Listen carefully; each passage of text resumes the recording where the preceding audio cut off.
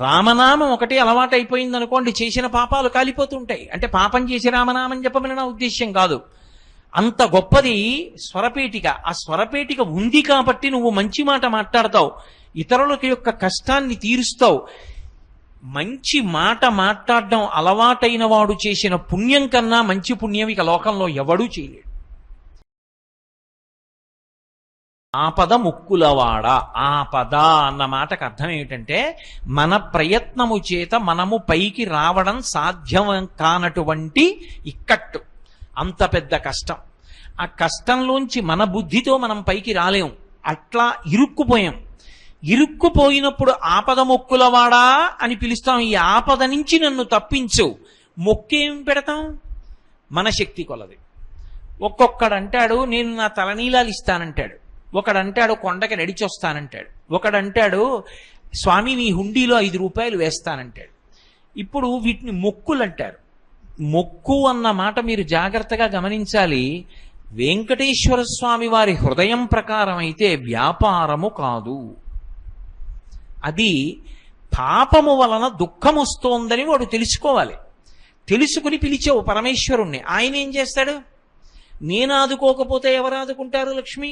అందుకుని ఉంటాను ఈ కలియుగంలో వెంకటాచలం మీద. ఎవడు ఎక్కడ ఎంత మౌనంగా లోపల లోపల పిలిచినా నాకు వినపడుతుంది. నేను వింటాను, వాణ్ణి ఉద్ధరిస్తాను ఆపదలోంచి. వాడు నా మొక్కు తీరుస్తాడు. ఆ డబ్బు పట్టుకొచ్చి నా హుండీలో వేస్తాడు. నేనేం చేస్తానో తెలుసా? పరమధర్మాత్ముడు నన్ను చూడకుండా ఉండలేక, నాన్నగారిని చూడకుండా ఉండలేక వచ్చినటువంటి కొడుకులా నన్ను చూడకుండా ఉండలేక వచ్చినటువంటి వాడు ఉంటాడే, వాడు వేసినటువంటి ద్రవ్యంలో అటువంటి పరమ ధర్మాత్ములైన వారు వేసిన డబ్బుని తీసుకుని జేబులో పెట్టుకుంటాను ఖర్చుకి. ఇలా హుండీలో చెయ్యి పెట్టి పట్టుకుంటాను లక్ష్మి. ఇలా పాపాలు చేసి పాపాల వలన దుఃఖాలు వచ్చి దుఃఖాల నుంచి బయటపడడానికి ఆపద మొక్కులవాడా అని పిలిచి తీసుకొచ్చి నా హుండీలో వేసిన డబ్బు ఉందే, అది మళ్ళీ జనులకు ఉద్ధరణ కొరకు వాళ్ళ కోరికలు తీరడానికి పంపేస్తాను. నా పేరు మీద ఎన్ని జరుగుతాయో, నిత్యాన్నదానం జరుగుతుంది, ఆరోగ్యం జరుగుతుంది, చెట్లు నాటుతారు, ఎన్ని ప్రయోజనాలు, వాటికి వెళ్ళిపోతుంది ఆ డబ్బు. అక్కడ వాడాడు మొక్కన్నమాట. అంటే పాపము వలన దుఃఖం వచ్చిందని ఒకసారి తెలుసుకున్న తరువాత ఇక వాడు పాపము జోలికి వెళ్లకుండా ఉండడం నాకు ఇష్టం. అది వెంకటేశ్వరుడి యొక్క అభిప్రాయం.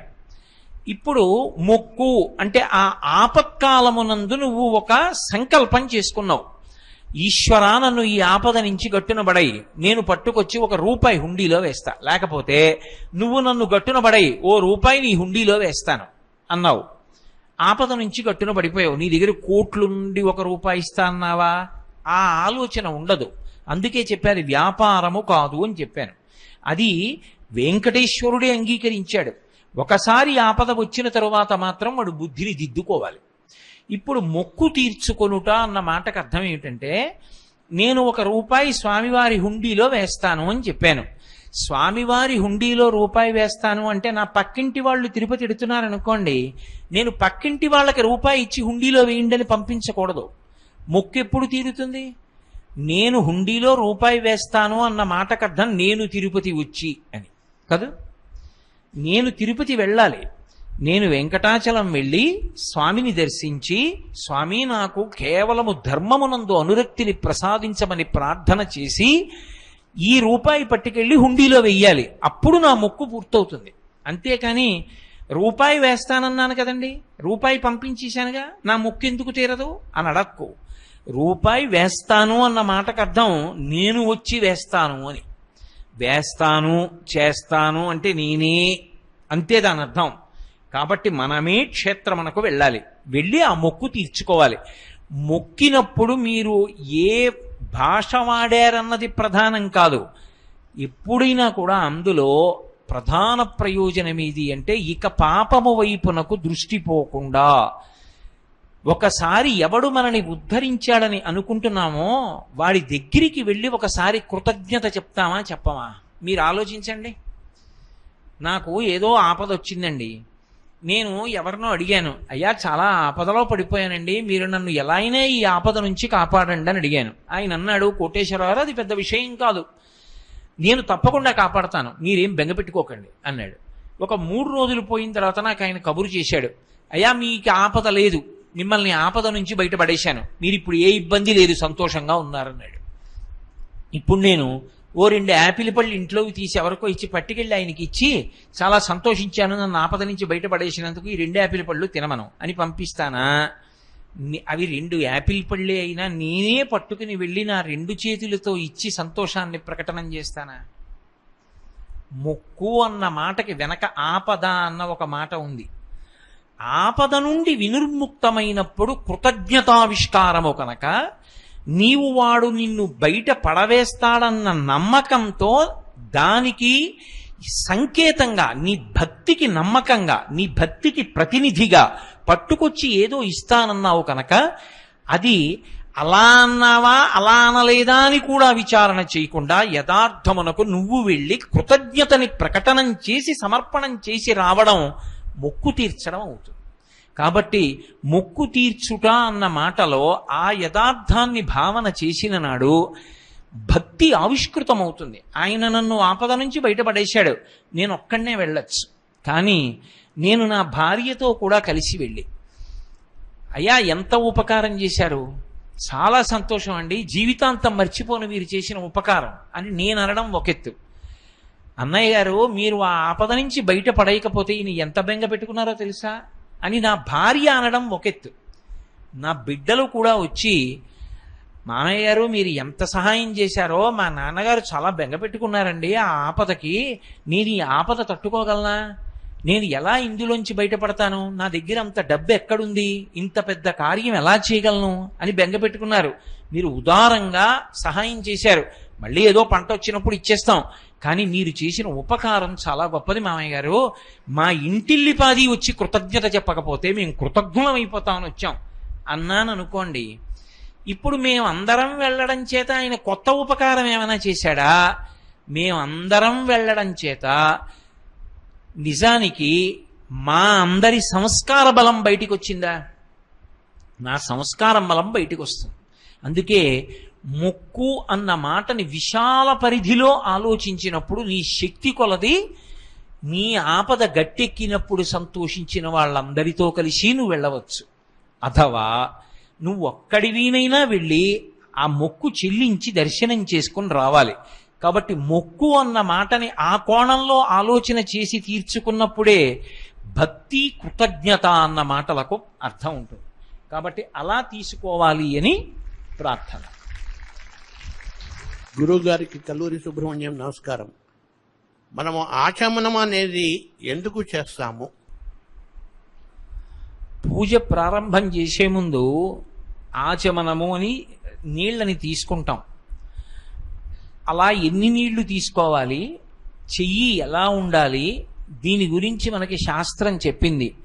గోకర్ణాకృతి హస్తేన అని మనం నీళ్లు పుచ్చుకునేటప్పుడు ముందు చేతిని గోకర్ణం యొక్క ముద్రలోకి మార్చాలి. గోకర్ణం యొక్క ముద్ర అంటే చేతిని ఇలా పెట్టి ఈ బొటనవేలు వెళ్ళి మధ్యలో ఉండేటటువంటి పొడుగు వేలు యొక్క ప్రారంభ స్థానాన్ని తాకాలి, అంటే ఇలా పడాలి. దీని మీద చూపుడు వేలు వంగాలి, అంటే ఇలా వంగాలి. ఇప్పుడు ఇది గోకర్ణాకృతి అంటారు.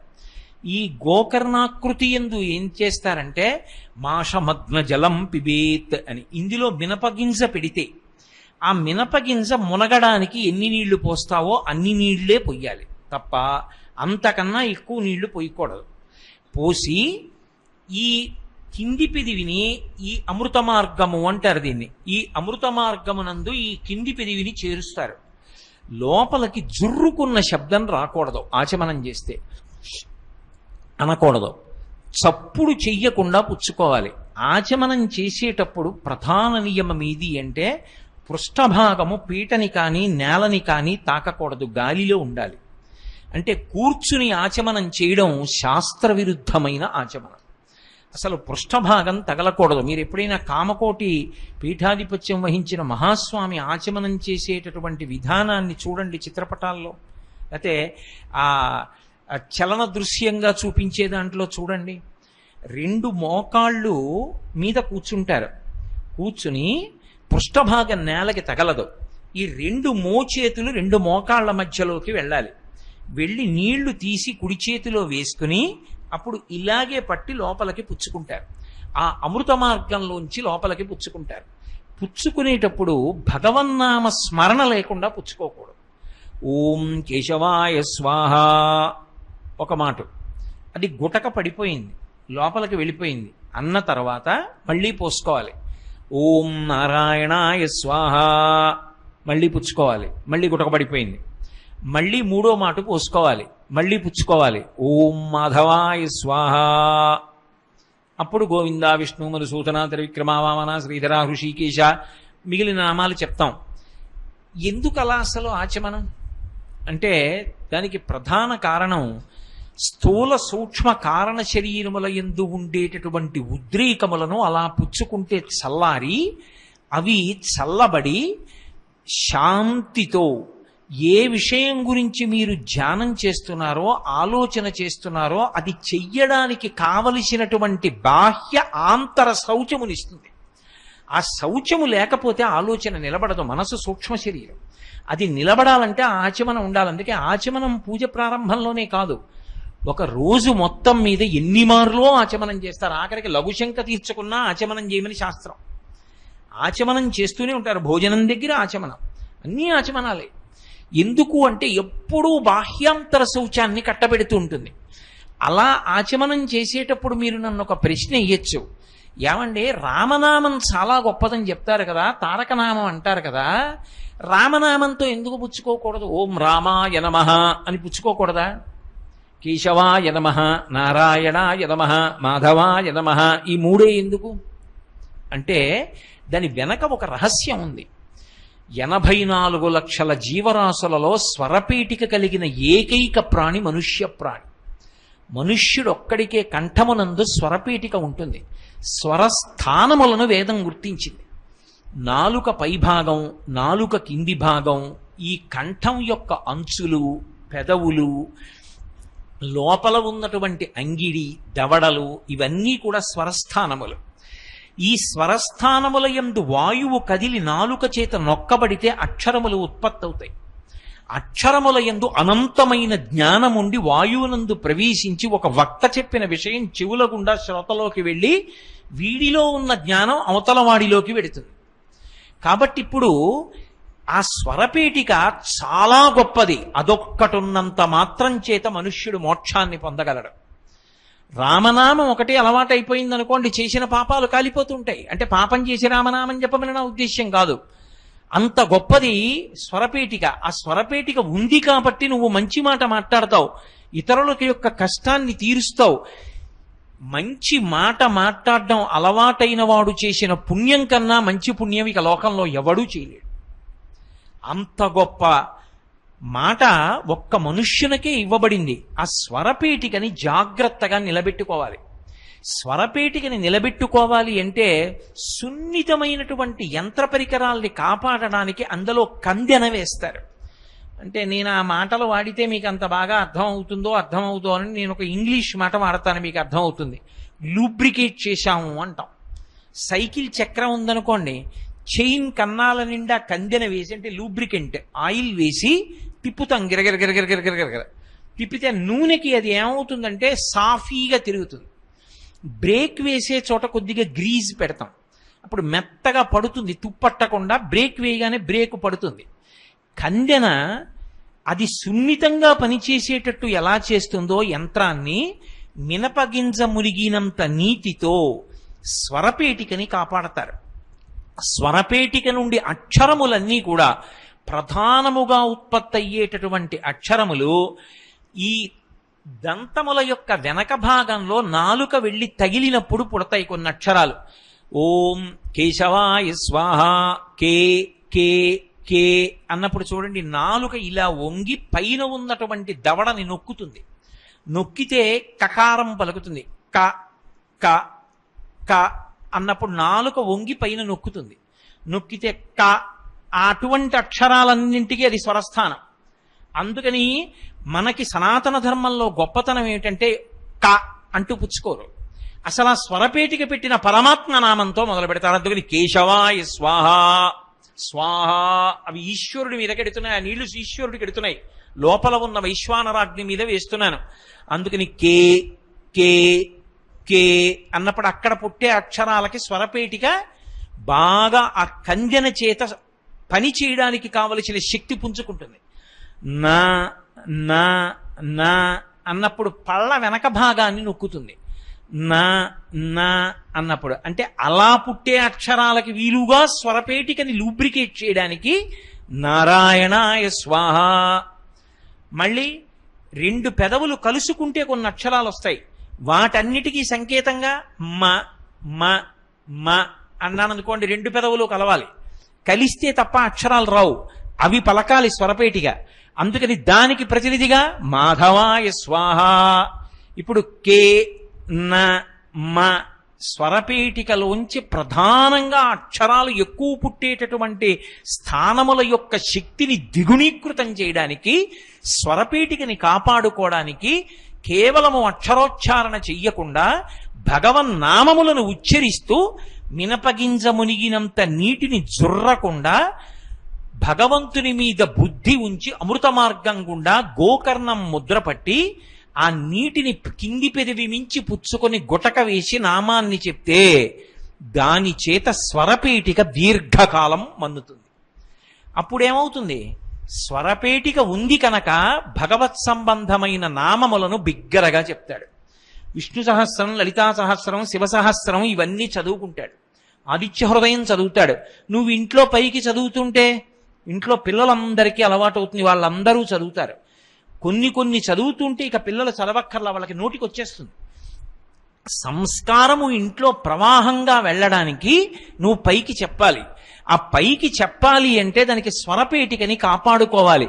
స్వరపేటికని కాపాడుకోవడానికి భగవత్ సంబంధమైన నామములే తీసుకుని దాన్ని ఉపయోగించి పూజ ప్రారంభం చేసే ముందు దానికి కందెన పెడతారు. పెట్టి నువ్వు బాగా నిలబడి నాకు ఉపయోగపడు అని చెప్పడానికి ఆచమనం చేస్తారు.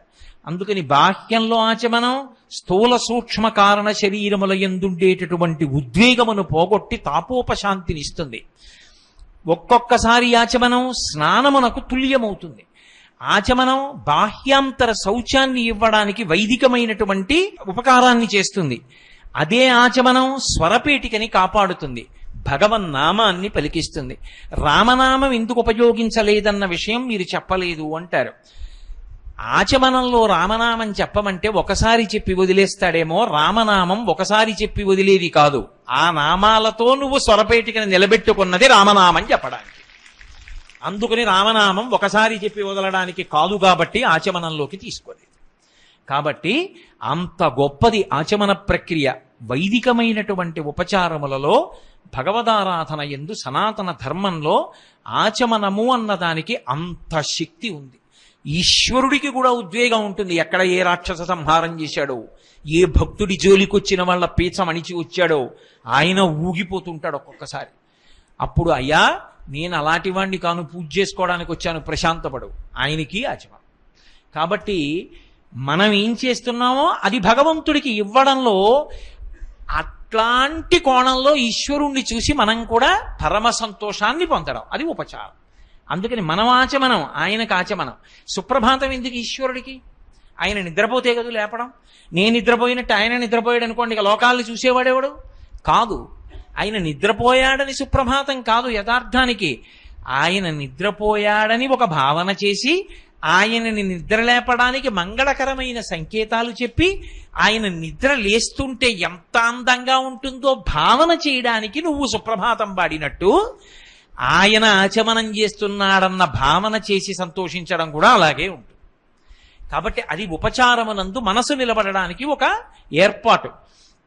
అందుకని వైదికమైనటువంటి సంస్కారములలో ఆచమనానికి అంతటి ప్రాధాన్యత వచ్చింది. భ్యో నమః.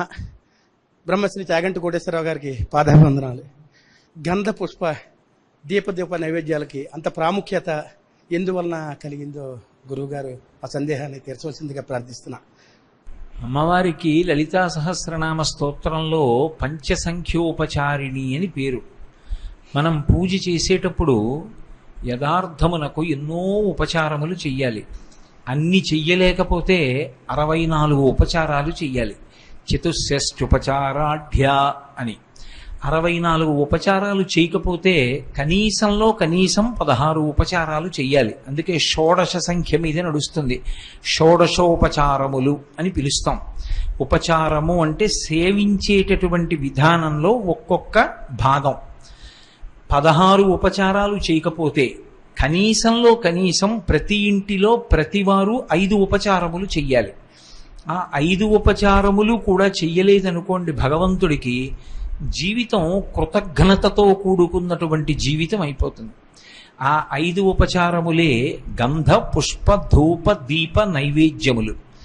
గంధానికి, పుష్పానికి, ధూపానికి, దీపానికి, నైవేద్యానికి, ఈ 5టికి పూజలో అంత శక్తి రావడానికి, ఈ 5 పదార్థాలు ఉపయోగించడానికి, ఈ 5 ఉపచారాలు చెయ్యడానికి వెనక ఒక పెద్ద శాస్త్రీయమైనటువంటి అవగాహన ఉంది.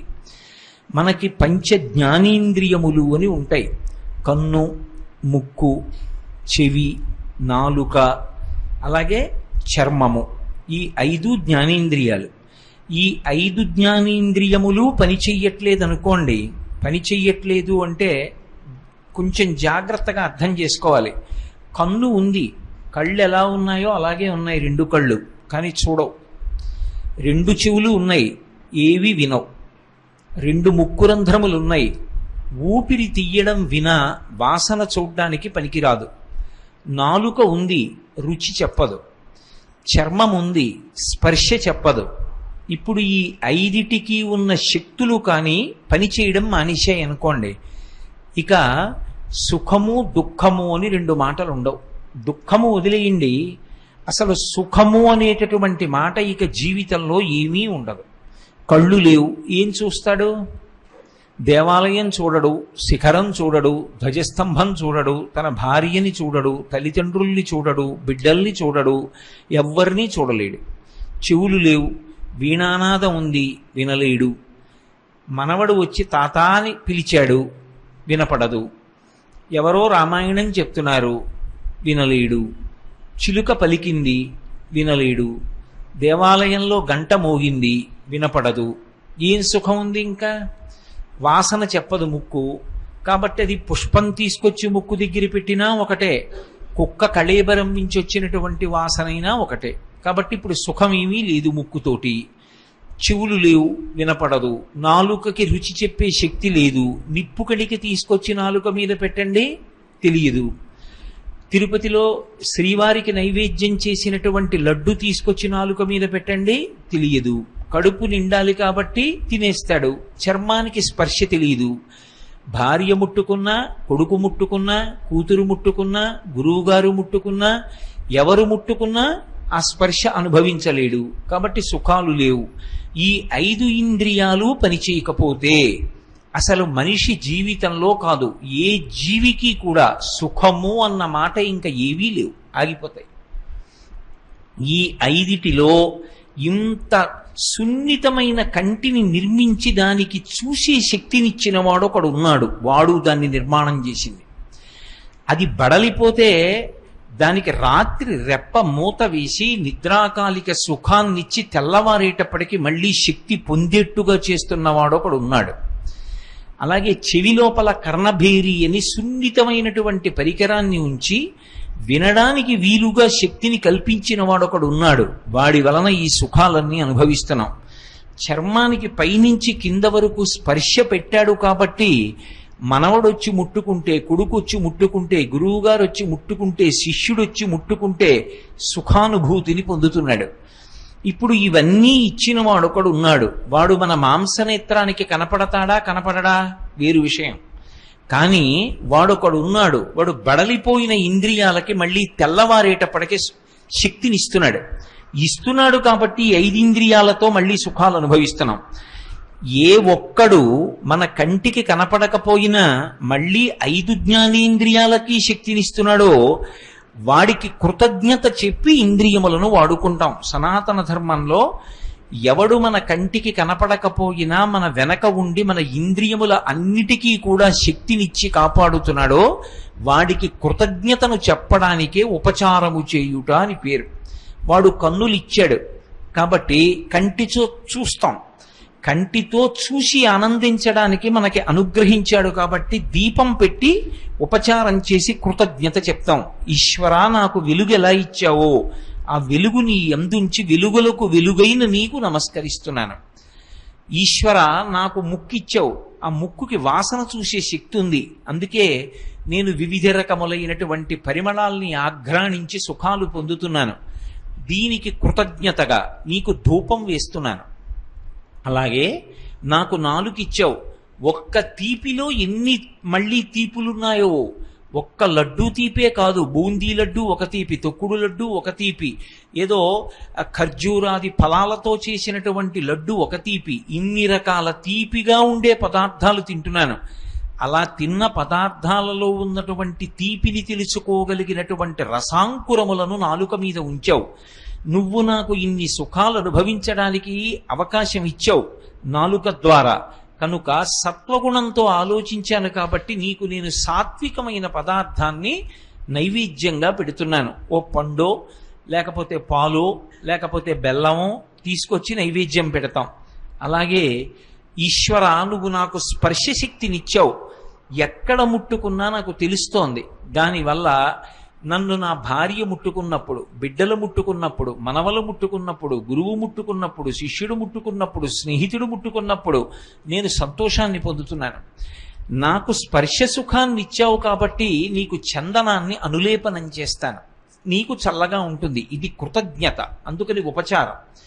అలాగే నీవు నాకు చెవులిచ్చావు, చెవులిచ్చావు కాబట్టి నేను ఎన్నో వింటున్నాను. అసలు ఈ చెవి జ్ఞానానికి కారణం. ఎందుచేత భద్రం కర్ణీభి శృణుయామ దేవాహ అంటుంది శృతి. ఈ చెవి ఉంది కాబట్టి చెవి ద్వారా ఎన్నో మంచి విషయాలను తెలుసుకుని అనుష్ఠాన పర్యంతంలోకి తెచ్చుకుని మనిషి ధర్మమునందు ప్రవర్తించి కృతార్థుడవుతున్నాడు. అలా వినడానికి చెవులిచ్చావు కాబట్టి నీకు పుష్పాలతో పూజ చేస్తున్నాను.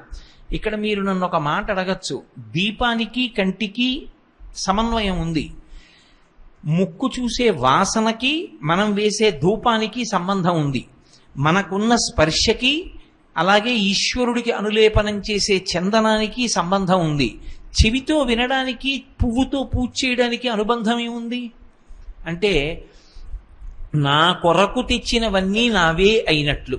ఏదో ఇప్పుడు నాకు తెచ్చి ఒక పూలదండ వేశారు, ఆ పూలదండ అక్కడ ఉన్నది ఎవరిదా? పూలదండ నాదే, నా మెడలోనే ఉండక్కర్లేదు. ఆ పక్కకి తీసి ఉంచిన ఆ పూలదండ నాది. నాకు కప్పిన శాలువా తీసి నేను పక్కన ఉంచిన ఆ శాలువా నాది. తుమ్మెదలన్నీ చేసేటటువంటి జంకారములన్నీ ఎవరి కోసం?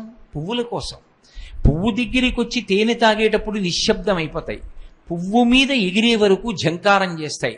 అందుకే ఆ జంకారములన్నీ ఎవరివి అంటే పువ్వులవి. తుమ్మెదల జంకారములు పువ్వులవైనట్లు పువ్వులకు ధ్వనులున్నాయి. ఎలా ఉన్నాయంటే తుమ్మెదల ధ్వనులు పువ్వులవి కనుక. ఇప్పుడు మనం చెవితో శబ్దాన్ని వింటున్నాం కాబట్టి దానికి కృతజ్ఞతగా పువ్వులతో పూజ చేస్తాం. ఇది ఈ 5 ఉపచారములు ఎందుకు చేస్తామంటే ఈ 5 శక్తులు లేకపోతే అసలు నా జీవితంలో సుఖమన్న మాట లేదు. కాబట్టి ఈశ్వర, నేను సుఖం అనుభవించేటప్పుడు అది ధార్మికమై ఉండాలి. ధర్మచట్రంలోకి ఇమిడిన సుఖాన్ని నేను అనుభవించాలి. ధర్మచట్రంలో ఇమడని సుఖం నేను అనుభవించాలన్న కోర్కె నా యందు కలగకుండుగాక. ధార్మికమైన సుఖములను అనుభవించదనుగాక. అనుభవించేటప్పుడు నీ అనుగ్రహం వల్ల ఇంద్రియములకు శక్తి ఉంది, అనుభవిస్తున్నానన్న భావన నా యందు అంతర్లీనముగా నిలబడుగాక. అది ఏ భక్తి. కాబట్టి ఈ 5 పదార్థాలకి 5 ఉపచారాలకి అంత శక్తి అంత పవిత్రత కలగడానికి కారణం మన యొక్క సమస్త సుఖములకు ప్రతినిధులుగా ఉన్నటువంటి 5 జ్ఞానేంద్రియముల యొక్క శక్తులను ఇచ్చిన ఈశ్వరుడికి కృతజ్ఞతా భావన ఆవిష్కరించేటప్పుడు ఈ పదార్థములే ఉపయుక్తములవుతాయి. అందుకే గంధ పుష్ప ధూప దీప నైవేద్యములకు అంత శక్తి. పూజ దగ్గరికి వచ్చేటప్పటికి పుష్పార్చనలో చేస్తే 108 పూలు, లేకపోతే 1000 పూలు. 108 నామాలన్నా ఉంటాయి, 1000 నామాలన్నా ఉంటాయి. ఏమి మధ్యలో ఎన్నో అంకెలు ఉన్నాయిగా 108కి 1000కి మధ్యలో ఎందుకు వాడకూడదు అంటే ఈ సమస్త జగత్తు పుట్టినప్పుడు కానీ వెళ్ళిపోయినప్పుడు కానీ నక్షత్రాన్ని చూస్తారు. ఏ నక్షత్రంలో పుట్టాడు అన్నదాన్ని బట్టి జాతకం వేస్తారు. ఏ నక్షత్రంలో శరీరం వదిలిపెట్టేశాడు అన్న దాన్ని బట్టి ఆ తరువాతి కార్యక్రమాన్ని నిర్ణయం చేస్తారు. నక్షత్రం ప్రధానం. మనకి 27 నక్షత్రాలు, ఒక్కొక్క నక్షత్రానికి 4 పాదాలు. 27 × 4 108. అంటే ఈ సమస్త జగత్తు ఎందులో పుట్టింది? 108 నక్షత్ర పాదాల్లో పుట్టింది. 108 నక్షత్ర పాదములలో పుట్టినటువంటి 2 కాళ్ళు కలిగిన జంతువులతో మొదలుపెట్టి నేను నాలా 2 కాళ్ళు 2 చేతులు ఉన్నటువంటి సమస్త ప్రాణికోటి, ఈ జగత్తంతా కూడా 108 నక్షత్ర పాదాల్లోనే వచ్చింది. కాబట్టి అందరూ సుఖమును అనుభవించెదరుగాక. వీడు సుఖంగా ఉండాలి, వాడు సుఖంగా ఉండకూడదు అన్న భావన ఉండదు. అది విశాల హృదయం. అందుకని 108 నామాలతో పూజ. భక్తి పారవస్యం కలిగి 108 నామాల దగ్గర ఆపలేకపోతే అప్పుడు 1000. 1000కి సంస్కృతంలో సహస్రం అని పేరు. సహస్రం అంటే అనంతం, దానికి ఇక లెక్క లేదు. అప్పుడు విశేషమైన ఆనందానుభవాన్ని పొందుతున్నాడు. భగవంతుడిని అన్ని నామాలతో పిలిస్తే తప్ప తృప్తి కలగలేదు అంటే సహస్రనామాలతో పూజ చేస్తారు. అందుకని గంధపుష్ప ధూపదీప నైవేద్యములకు ఉపచారములయందు విశేషమైనటువంటి ప్రశస్తి కలిగింది. పూజ్యశ్రీ గురువుగారికి పాదావందనం చేస్తూ, ఈ క్రతువు ఎరుగనేటువంటిది ఏ వ్రతము ఉపాసనకి సులభమో మరియు దాని యొక్క అవసరం గురించి కాస్త వివరిస్తారని కోరుకుంటున్నాను. మంచి మాట. క్రతువు లేని వ్రతం, ఏ వ్రతం చెయ్యండి క్రతువు ఉంటుంది. వరలక్ష్మీ వ్రతం, వినాయక వ్రతం, ఏ వ్రతం చేసినా ఏదో ఒక మూర్తిని ప్రతిష్ఠ చేయడం, ఏవో కొన్ని మంగళద్రవ్యాలు తీసుకురావడం, కలశస్థాపన చేయడం, పూజ చేయడం, కథ చదవడం, ప్రసాదాన్ని వినియోగం చేయడం, ఇవన్నీ ఉంటాయి. క్రతువు లేని వ్రతం అంటే బాహ్యంలో ఏ క్రతువు ఉండకూడదు, కానీ వ్రతం ఉండాలి. ఆ వ్రతం భగవంతుణ్ణి చేరుకోవడానికి సులువైనదై ఉండాలి. అటువంటి వ్రతం ఏది? అది ప్రశ్న. ఆ వ్రతం మౌనవ్రతం. మనకి సనాతన ధర్మంలో అత్యంత ప్రధానమైనటువంటి వ్రతాలలో ఒకటిగా చెప్పబడిన వ్రతం ఏది అంటే మౌనవ్రతం. మౌనవ్రతము అంటే మాటలాడకుండా ఉండుట. దానికి కాల నియతి ఉంటుంది. సాధారణంగా అది ఒక రోజు అంటే ఒక రాత్రి ఒక పగలు, ఈ రెండిటినీ తీసుకుని ప్రమాణంగా పెట్టుకుంటారు. అంటే కనీసంలో కనీసం ఒక్క రోజైనా మౌనవ్రతం పాటించాలి. ఒక రోజు ఏదో ఈ మంగళవారం లేకపోతే ఈ ఆదివారం నేను మౌనవ్రతంలో ఉంటాను. మౌనవ్రతంలో ఉంటాడు కాబట్టి ఏమీ మాట్లాడాడు. మౌనవ్రతంలో ఉన్నాను కాబట్టి నేను మాట్లాడను, కానీ సైగలు చేస్తాను. మీరు కూడా సైగలు చేసి నాతో సమన్వయం కావచ్చు అనకూడదు. అది వ్రతం ఎప్పుడవుతుందంటే నువ్వు మాట్లాడవలసిన అవసరాన్ని పరిత్యజించావు. అంటే ఎవరితోనూ సమన్వయం పొందవు, కానీ ప్రాణధారావసరములు కొన్ని ఉంటాయి ముఖ్యమైనవి. ఏ మంచినీళ్ళో కావాలి, అటువంటప్పుడు సైగ చేస్తారు. మరి మౌనం ఎందుకు పనికొస్తుంది అంటే భగవత్ సంబంధమైనటువంటి విషయాన్ని చక్కగా ఏ విధమైనటువంటి ప్రతిబంధకము లేకుండా మనసులో అదే పనిగా ధ్యానం చేయడానికి, ఆలోచించుకోవడానికి, జీవుణ్ణి ఉద్ధరించుకోవడానికి ఒక అవకాశం తీసుకుంటారు. ఎందుచేత అంటే మీరు చూడండి, నేనున్నాననుకోండి, అహరహం నేనేం ఆలోచిస్తా? నా భార్యని ఎలా కాపాడుకోవాలి, నా బిడ్డల కోసం ఎలా నేను సంపాదించి డబ్బు అక్కడ పెట్టాలి, నా మనవలు ఎలా వృద్ధిలోకి వస్తారు, నా స్నేహితులు ఎలా సుఖ సంతోషాలతో ఉంటారు, నా బంధువులందరూ ఎలా బాగుంటారు, ఇవన్నీ ఆలోచిస్తాను. మంచిదే. కానీ నాలో ఒక జీవుడు ఒకడు ఉన్నాడుగా. ఆ జీవుడు ఇవ్వాలంటే ఈ శరీరంలో ఉన్నాడు. కొన్ని సంవత్సరముల తరువాత ఆ జీవుడు ఈ శరీరాన్ని విడిచిపెడతాడు. పునర్జన్మ సిద్ధాంతం సనాతన ధర్మానికి ప్రాణప్రదం. ఇది విడిచిపెట్టిన తరువాత జీవుడు ఏం చేస్తాడు? ఇంకొక శరీరంలోకి వెళ్ళిపోతాడు. మరి ఆ శరీరంలోకి వెళ్ళిపోయిన తరువాత ఆ శరీరములో జీవుడు సుఖపడాలా దుఃఖపడాలా అంటే ఈ శరీరంలో ఉండగా నేనేం చేశాను అన్నది ప్రమాణం. ఈ శరీరంలో ఉండగా నీ చెయ్యగలిగిన పరమపుణ్య కార్యం ఏది అంటే భగవంతుని గురించినటువంటి ఆలోచన. అసలు ఆలోచనకి ప్రతిబంధకం ఏది? మాట్లాడడం. నేను ఏదో భగవంతుడి గురించి ఆలోచిస్తున్నాను అనుకోండి, వెంటనే ఎవరో వచ్చి కోటేశ్వరారు అని ఏదో మొదలుపెట్టాడు అనుకోండి, లౌకిక వ్యవహారం. నేను ఆయనతో మాట్లాడుతున్నాను అనుకోండి, అది వ్యసనం అవుతుంది. పనున్నా లేకపోయినా ఏదో మాట్లాడుతూ ఉండడం, ఎప్పుడూ ఏదో మాట్లాడుతూ ఉండడం. భగవంతుడు మాట అన్నదాన్ని ఎందుకు ఇచ్చాడంటే పరమశక్తివంతమైన ఆయుధం భగవన్నామని చెప్పి తరించమని.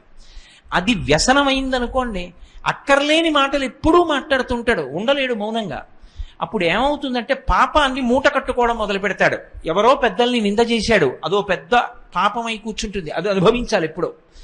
కాదు, మౌనంలో ఉన్నాడు. మౌనం అంటే మాట్లాడకుండా ఉండడం, అది సగం పాపాలు తగ్గిస్తుంది. ఆ రోజు ఎవ్వరి గురించి మాట్లాడలేదు కాబట్టి నిందావాక్యం పలకలేదు, సగం పాపం పోయింది. ఇక రెండవది, భగవంతుడి గురించి ఆలోచించుకోవడానికి నీకు ఒక పెద్ద అవకాశం కలిగింది. ఉత్తి రోజుల్లో నువ్వు కూర్చుని ఆలోచిస్తున్నా, ఏమంటే వాళ్ళు ఎవరో వచ్చారు అంటుంది భార్య, లేకపోతే నువ్వు మాట్లాడాలి, మౌనవ్రతంలో ఉన్నావు. ఆయన మౌన వ్రతంలో ఉన్నారండి అంటారు. వ్రతం చేస్తున్నాడు అనుకోండి, మధ్యలో పైకి లేచిపోమ్మని అడగరు. మౌనవ్రతంలో ఉన్నవాడితో మాట్లాడరు. ఎన్నాళ్ళు ఉంటారండి మౌనవ్రతంలో అంటారు. ఏదో ఒక వారం రోజులు ఉంటారండి, వారం రోజుల తర్వాత వస్తారు మాట్లాడడానికి. అంటే 7 రోజులు ఏం చెయ్యొచ్చు అంటే మౌనంగా ఉండి భగవంతుడి గురించి చక్కగా ఆలోచన చెయ్యొచ్చు. ఎలా? ఆలోచన అన్న మాటకు అర్థం బయట నుంచి లోపలికి తీసుకోవడం, లేకపోతే లోపల నిలబడడం. 2 మార్గాలు. బయట నుంచి లోపలికి తీసుకోవాలనుకోండి, ఏమీ అక్కర్లేదు. రేపు నేను మౌనవ్రతం చేస్తాను అనుకుంటే మీ దగ్గర ఉన్న మంచి మంచి పుస్తకాల్లో ఉన్నటువంటి చిత్రపటాలు తీసి అక్కడ పెట్టుకుని మీరు ఒక్కొక్క మూర్తిని బాగా చూస్తున్నారనుకోండి, ఎవరూ మిమ్మల్ని మాట్లాడించరు, మీకు ప్రతిబంధకం కలిగేటట్టుగా ఏ శబ్దం చేయరు. మీరు అదే పనిగా దాని మీద ఆ మూర్తులన్నిటినీ చూస్తున్నారు. లేదు, ఏదో భగవత్ సంబంధమైనటువంటి విషయాన్ని మాత్రమే వింటున్నారు. మౌనవ్రతంలో లౌకిక విషయాలు వినరు, అది వ్రతం భగవంతుడి కోసం.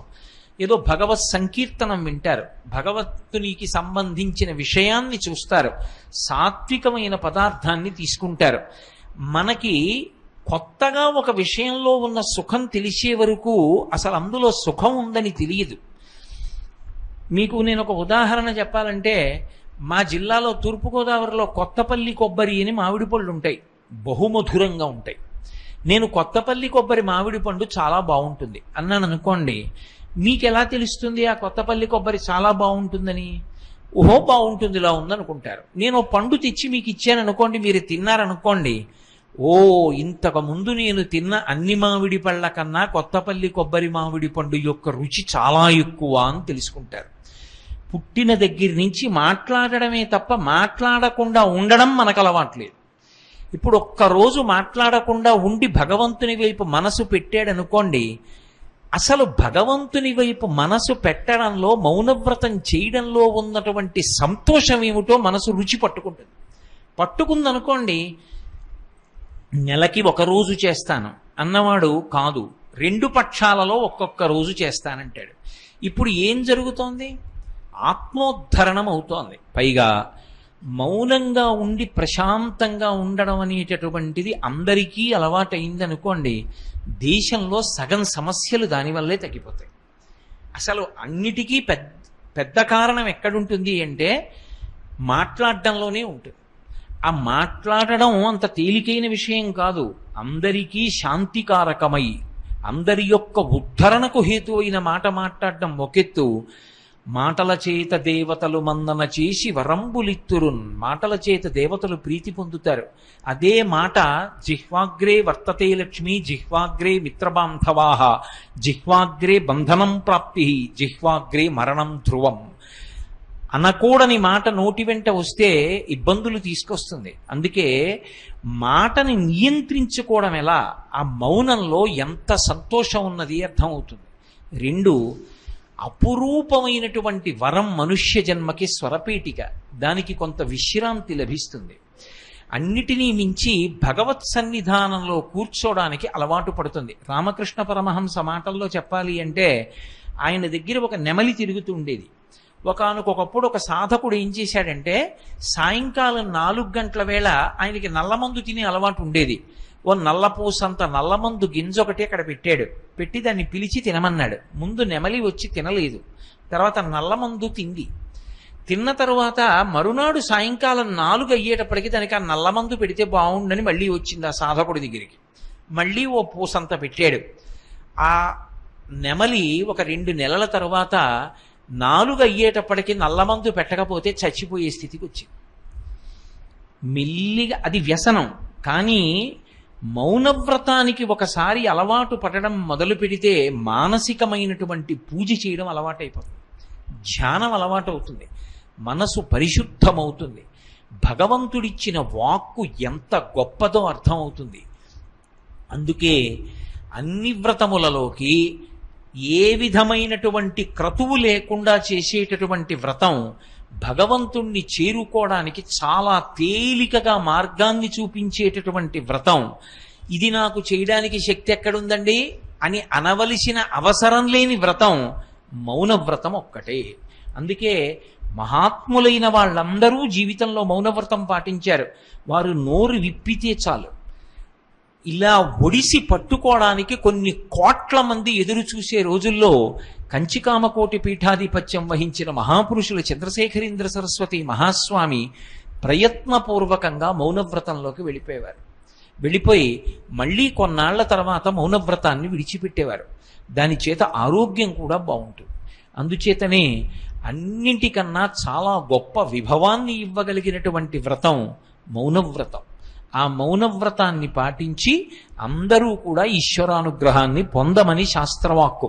మంచి ప్రశ్న అడిగారు. శ్రీ గురుభ్యో నమః. పూజ ప్రారంభించే ముందు ముక్కు పట్టుకోమంటారు ఎందుకండి? మంచి ప్రశ్న. పూజ ప్రారంభం చేసే ముందు నేను చూస్తున్నాను చాలా చోట్ల ముక్కు పట్టుకోండి అంటారు, కానీ అది తప్పు. అది అలా ముక్కు పట్టుకోండి అన్న మాట అసలు ప్రయోగమే చేయకూడదు. ముక్కు పట్టుకోవడం, మూతి పట్టుకోవడం అలాంటివి ఉండవు పూజల్లో. ముక్కు పట్టుకోవడం అంటే ఎవరి ముక్కు పట్టుకోవడం? నీ ముక్కు నువ్వు పట్టుకోవడం ఇది ఎక్కడికి పారిపోతుంది? అది పూజలో ముక్కు పారిపోతుందని ఏం లేదు. కానీ ముక్కు పట్టుకోవడం అన్న మాటే వాడకూడదు. అది ప్రాణాయామం. ప్రాణాయామం ఎందుకు చేస్తారంటే మనసు విశేషమైనటువంటి చంచల స్వభావం కలిగినది. ఎంత వేగంతో ఉంటుందంటే మనసు మనోజవం మరుతతుల్య వేగం అని. మనసు వెళ్ళినంత వేగంగా లోకంలో ఏదీ వెళ్ళదు, అంత వేగంగా వెడుతుంది. ఇక్కడ నేను కూర్చుని ఉండగా నా మనసు నేను మంచి సంకల్పం చేసి తలుచుకున్నాను అనుకోండి, కాశీ పట్టణానికి వెళ్ళిపోతుంది. నేను ఇప్పుడు ఇక్కడ ఇలా కూర్చుని ఉండగా కళ్ళు మూసుకుని అబ్బా ఈ సమయానికి వెంకటాచలంలో స్వామివారు ఉభయనాంచారులతో ఊయలు లూగుతూ ఉంటాడు. ఆయనకి పురంధరదాస్ గారి కీర్తనలు, అన్నమాచార్యుల వారి కీర్తనలు వినిపిస్తూ ఉంటారు. నా తండ్రి ఊగుతూ ఉంటే ఆ ఆర్జిత సేవలో ఉన్న వాళ్ళందరూ ముందు కూర్చుని ఉండి ఉంటారు అని నేను భావన చేస్తున్నాను అనుకోండి, నా ప్రమేయం లేకుండా మనసు తిరుపతి వెళ్ళిపోతుంది. నా మనసు పాపపు చింతనలో ఉందనుకోండి, వెళ్ళకూడని చోటుకు కూడా అలాగే వెడుతుంది. దానికి ఉదాహరణలు నేను చెప్పక్కర్లేదు. అలా మనసు వెళ్ళి పాపం చెయ్యొచ్చు, మనసు వెళ్ళి పుణ్యము చెయ్యొచ్చు. ఇప్పుడు పూజ ఎందుకు చేస్తాను? భగవంతుడికి ఉపచారాలు ఇవ్వడానికి. ఇప్పుడు నేను మీ ఇంట్లో ఎదురుగుండా కూర్చున్నాను అనుకోండి, అయ్యా స్నానం చేయండి అన్నారనుకోండి, ఎక్కడ చేయాలమ్మా స్నానాల గది ఎక్కడ అని అడుగుతాను. ఇక్కడ స్నానం చేయడానికి బిందేదమ్మా అని అడుగుతాను. కానీ భగవంతుణ్ణి స్నానం సమర్పయామి అన్నాను అనుకోండి, ఆయన అంటాడు నీ మనసు పెడితేనే తీసుకుంటానంటాడు. ఇప్పుడు నువ్వు మనసులో చూడాలి ఆయన స్నానం చేయడం. మనసు అక్కడ నిలబడాలి అంటే నువ్వు ఒక్కొక్క ఉపచారం చెప్తున్నావు. స్నానం సమర్పయామి, వస్త్రద్వయం సమర్పయామి. రోజు నిజానికి పంచలచా పట్టుకొస్తావా? పట్టుకురావు. కానీ రోజు నువ్వు బట్టల కొట్లో చూసినటువంటి గండబేరుండం వంచున్న పంచెల చాప ఒకటి తెచ్చి అట్టపెట్లో మొలతాడేసి మూట కట్టి తెచ్చి ఆ మూట విప్పి అట్టపెట్టి అట్ట తీసి ఆ పంచెల చాపు కత్తిరించి ఉత్తరీయము పంచాను భగవంతుడికి ఇస్తే ఆయన ఆ పంచె కట్టుకుని ఆ ఉత్తరీయం వేసి కొచ్చి కూర్చుంటే ఎంత గొప్పగా ఉన్నాడో చూసి నువ్వు మురిసిపోవాలంటే నీ మనసుతో చూడాలి. చూడాలంటే మనసు అక్కడ ఉండాలి. మనసు అక్కడ ఉండదు, పారిపోతుంది. అక్కడ ఉండేటట్టు చెయ్యాలంటే మనసు యొక్క వేగం అంతా దేని మీద ఆధారపడుతుందంటే ఊపిరి మీద ఆధారపడుతుంది. అందుకే ప్రాణోత్క్రమణము అంటారు. ప్రాణము వాయువు, ఊపిరి ఆగిపోతే ప్రాణం పోయిందంటారు. ఆఖరి ఊపిరిలో ఆఖరిసారి కదిలినటువంటి మనసు ఏదో ఒక రంధ్రంలోంచి బయటికి పారిపోతుంది. ఆ మనసు కదలకుండా ఉండాలి అంటే ఉద్వేగంతో ఊపిరి తీయకూడదు, వేగంగా తీయకూడదు. దాన్ని నియంత్రణం చెయ్యాలి. మన ఇష్టం వచ్చినట్టు నియంత్రించకూడదు ఊపిరిని. దానికి ప్రాణాయామం. ఆ ప్రాణాయామం చేసేటప్పుడు ముక్కు రంధ్రాన్ని ఒకదాన్ని మూసి రెండవ రంధ్రాన్ని తెరిచి మెల్లగా ఊపిరిని పూర్తిగా తీసుకుని ఏ ముక్కు రంధ్రంలోంచి తీశారో ఆ ముక్కు రంధ్రాన్ని మూసిన ముక్కు రంధ్రాన్ని తెరిచి అందులోంచి మెల్లగా విడిచిపెట్టాలి. మళ్ళీ ఎందులోంచి విడిచిపెట్టారో అందులోంచే మళ్ళీ మెల్లగా పీల్చాలి. మళ్ళీ అప్పుడు మూసిన రంధ్రాన్ని తెరిచి మళ్ళీ మెల్లగా విడిచిపెట్టాలి. అలా ప్రాణాయామం చేస్తే ఏమవుతుందంటే ఊపిరి యొక్క వేగాన్ని నియంత్రిస్తే మనసు యొక్క వేగం నియంత్రింపబడి ఆ మనసు ఆగుతుంది. ఆగిన మనసు మాట వింటుంది. ఎప్పుడైనా రైతు ఎద్దుబండి కట్టాలనుకున్నాడు అనుకోండి, అసలు ముందు రైతు యొక్క గొప్పతనం ఎక్కడుంటుందంటే కాడి కిందకి ఎద్దు రావాలి. ఎద్దు కాడి కిందకి రాకపోతే అప్పటికీ కట్టలేడు. ఆ ఎద్దు వచ్చి కాడి కింద తల పెట్టడం అలవాటు చేశాడు అనుకోండి, అది అక్కడ ఎద్దు పడుకుంది. రైతు ముందెళ్ళి ఎద్దుని తీసుకురాడు, తిన్నగా బండి దగ్గరికి వెళ్ళిపోతాడు. ఆ బండి కోడు పట్టుకుని పైకెత్తుతాడు. పైకెత్తి అంటాడు. పడుకున్న ఎద్దు లేచి ఒళ్ళు విరుచుకుని వచ్చి తల పెట్టేస్తుంది.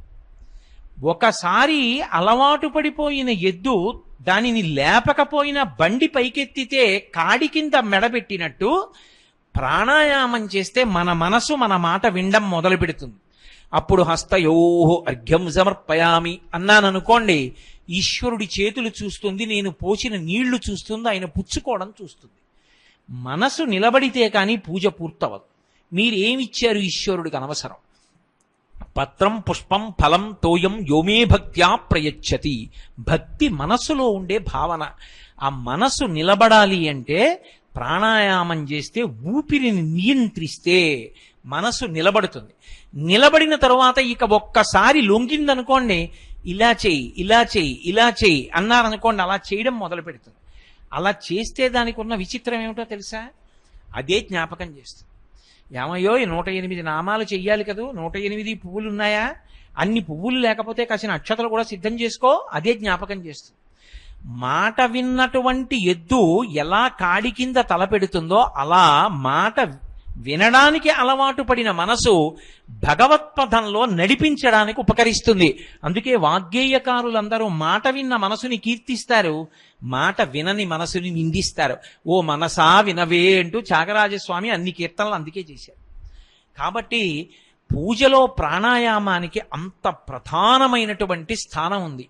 అందుకు పూజ ప్రారంభమే ప్రాణాయామంతో తప్ప కేవలం ముక్కు పట్టుకుంటే వచ్చే ప్రయోజనం ఏం ఉండదు. అది ప్రాణాయామం చేస్తే ఉంటుంది. అందుకే పూజ చేయించేటటువంటి వాళ్ళు కూడా ఎప్పుడు ముక్కు పట్టుకోండి అని చెప్పకూడదు. చెప్తే అదొక ఉపచారంలా ఉంది అనుకుంటారు. అలా కాకుండా ప్రాణాయామం చెయ్యండి అని చెప్పి చేసేవాడికి తెలియకపోతే చేయించేవాడు చేసి చూపించి దాని వివరం చెప్తే తరువాత చేసుకునే వాళ్ళందరూ కూడా చక్కగా రోజూ అలా చేసుకుంటారు. కాబట్టి ఆ ప్రాణాయామ వైభవాన్ని, యోగశాస్త్ర వైభవాన్ని పూజా విధానంలోకి తీసుకురావడమే ప్రాణాయామ ప్రక్రియ తప్ప అది ముక్కు పట్టుకోవడం కాదు, ప్రాణాయామం అని అర్థం చేసుకోవలసి ఉంటుంది. శ్రీ గురుభ్యో నమః. కర్రా ఫణికుమారి పాదాభివందనములు గురువు గారికి. పూజలో ముగ్గురు అమ్మలను ఉంచినప్పుడు వారిని ఏ క్రమంలో ఉంచాలి? ఓ మంచిదమ్మా. మీ ప్రశ్నకి జవాబు లలితా సహస్రనామ స్తోత్రంలో వ్యాస భగవానుడే ఇచ్చాడు.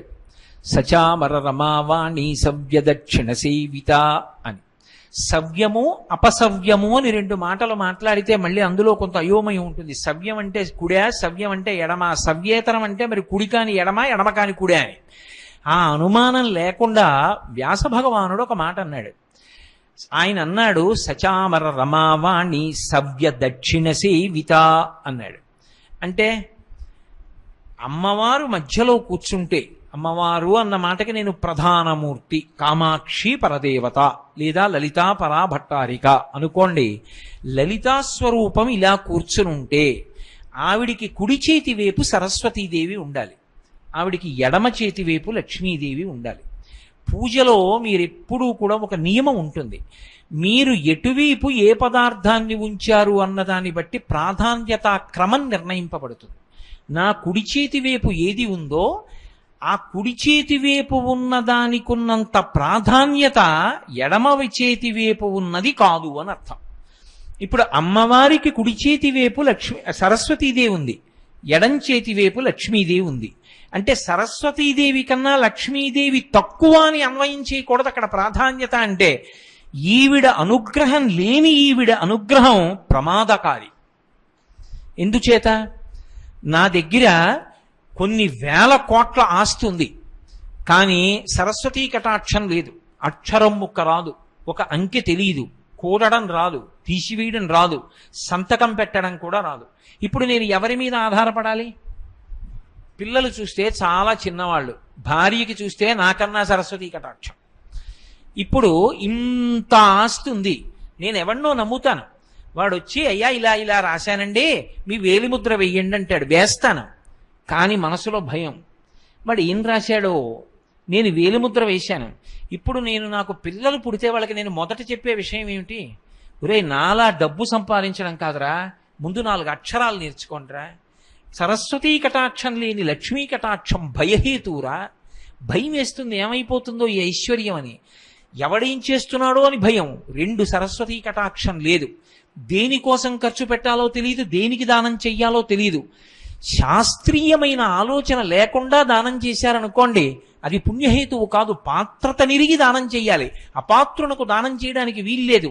పాత్రత నిరిగి దానం చెయ్యాలంటే వాడు పాత్రుడు అని తెలియాలి, అంటే అర్హుడు అని తెలియాలంటే సరస్వతీ కటాక్షం ఉండాలి. ఇప్పుడు సరస్వతీ కటాక్షం ఉంది, ఎన్ని వేల కోట్లు నీకుంటే భయం? ఏమీ భయం లేదు. నీ ఆస్తి అంతా నువ్వు చూసుకుంటావు, ఏం రాశారో చూస్తావు, నీకెంతుందో చూడగలవు, కూడగలవు, తీయగలవు, భాగహారం చెయ్యగలవు. నేను ఎందులో పెట్టుబడి పెడతాను, నాకు ఎంత వస్తుంది, మాట్లాడగలవు, చూసుకోగలవు, అన్ని విషయాలు తెలుసుకోగలవు, హాయిగా నిద్రపోగలవు, కడుపు నిండా తినగలవు. 2 లక్ష్మీ కటాక్షం బాహ్యంలో కనపడక్కర్లేదు. ఆయనకి పైకి ఆస్తి చూడ్డానికి ఏమీ లేదు, పెద్ద అంతఃపురం లేదు, ఆయనకో సొంత కారు లేదు, ఆయనకేం మణిమాణిక్యాలు లేవు. కానీ సరస్వతీ కటాక్షము ఎవడికి ఉన్నదో వాడు పొందిన లక్ష్మీ కటాక్షము అనన్య సామాన్యము, అంత భోగాన్ని పొందుతాడు. అదే లక్ష్మీ కటాక్షం. మీకొక్క ఉదాహరణ చెప్పాలంటే, మీకొక్క 4 ప్రశ్నలకి జవాబులు చెప్తే నేను ఎక్కడ కూర్చున్నాను? విశాలమైన వేదిక మీద ఒక కుర్చీలో కూర్చున్నాను. మీ అందరూ నాకన్నా కిందెందుకు కూర్చున్నారు? మీ అందరికీ నాకన్నా ఆస్తి తక్కువయ్యా, మరి నన్ను ఎందుకు పైన కూర్చోబెట్టి మీరు కింద కూర్చున్నారు? అంటే నేను మీ యొక్క ప్రశ్నలకు కొన్నింటికి జవాబు చెప్తాను కాబట్టి ఆ సరస్వతికి నమస్కారం చేసి నాకు ఉన్నత స్థానం ఇచ్చారు. ఇది లక్ష్మీ కటాక్షం కాదా? ఇది వైభవం కాదా? వైభవం ఎందుకు వచ్చింది? సరస్వతీ కటాక్షం వల్ల వచ్చింది. నేను ఎక్కడో ట్రాఫిక్లో ఇరుక్కుపోయి 1 గంట సేపు ఆలస్యం అయ్యాను, మీరందరు ఎందుకు ఓపిక పట్టి కూర్చున్నారు? వాడు చెప్పేది విందామని. నా గురించి చెప్పుకుంటున్నానంటే మీలో ఒకడు వస్తాడా ఈ సభకి? రారు. భగవతి గురించి చెప్తానంటే వస్తారు. అంటే సరస్వతీ కటాక్షము లక్ష్మీ కటాక్షమునకు తనంత తాను హేతు. తెలిసి తెలియని వాళ్ళు సరస్వతి లక్ష్మీ ఓ చోట ఉండరంటారు. ఎందుకంటారో తెలుసా ఆ మాట? వాళ్ళ అన్వయం వేరు. వాళ్ళంటారు, శ్రీమన్నారాయణుడి యొక్క నాభికమలంలోంచి బ్రహ్మగారు పుట్టారు. ఇప్పుడు ఆ నాభికమలంలోంచి పుట్టినటువంటి బ్రహ్మగారు నారాయణుడికి ఏమవుతాడు? కొడుకు. నారాయణుడికి కొడుకు అయితే నారాయణుడి భార్య లక్ష్మికి ఏమవుతాడు? కొడుకు. ఆ కొడుకు బ్రహ్మ అయితే బ్రహ్మకి భార్య సరస్వతి ఏమవుతుంది? కోడలవుతుంది. లోకంలో నానుడు ఏమిటంటే అత్తా కోడలకి పడదు, అత్తా కోడలు ఎప్పుడూ వేరు కాపరాలు ఉంటారు, ఎప్పుడూ కలిసి ఉండరు. అందుకని అత్తా కోడలు ఓ చోట ఉండరు కాబట్టి సరస్వతి లక్ష్మి ఓ చోట ఉండరు అని సిద్ధాంతీకరిస్తారు. అత్తగారి కోసం బెంగ పెట్టుకుని పురిటికి వెళ్ళని కోడలు నాకు తెలుసు. కోడలి కోసం బెంగ పెట్టుకుని కోడల్ని చూడకుండా ఉండలేక పరుగులు తీసిన అత్తమామలు నాకు తెలుసు. అసలు ఏ ఇల్లు గౌరవింపబడుతుంది?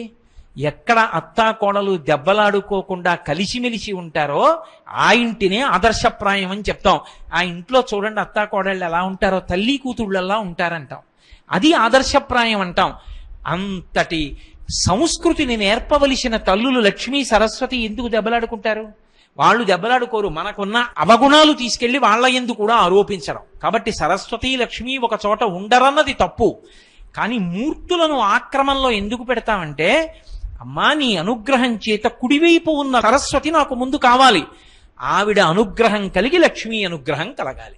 కలిగితే ఈ సరస్వతీ కటాక్షం వలన ఈ లక్ష్మీ కటాక్షాన్ని ధైర్యంగా భయం లేకుండా ధార్మికంగా ఉపయోగించుకొని ధర్మకార్యాలకు వినియోగించి ఇక్కడ అక్కడ సముచితమైనటువంటి స్థానాన్ని నేను పొందగలుగుతాను.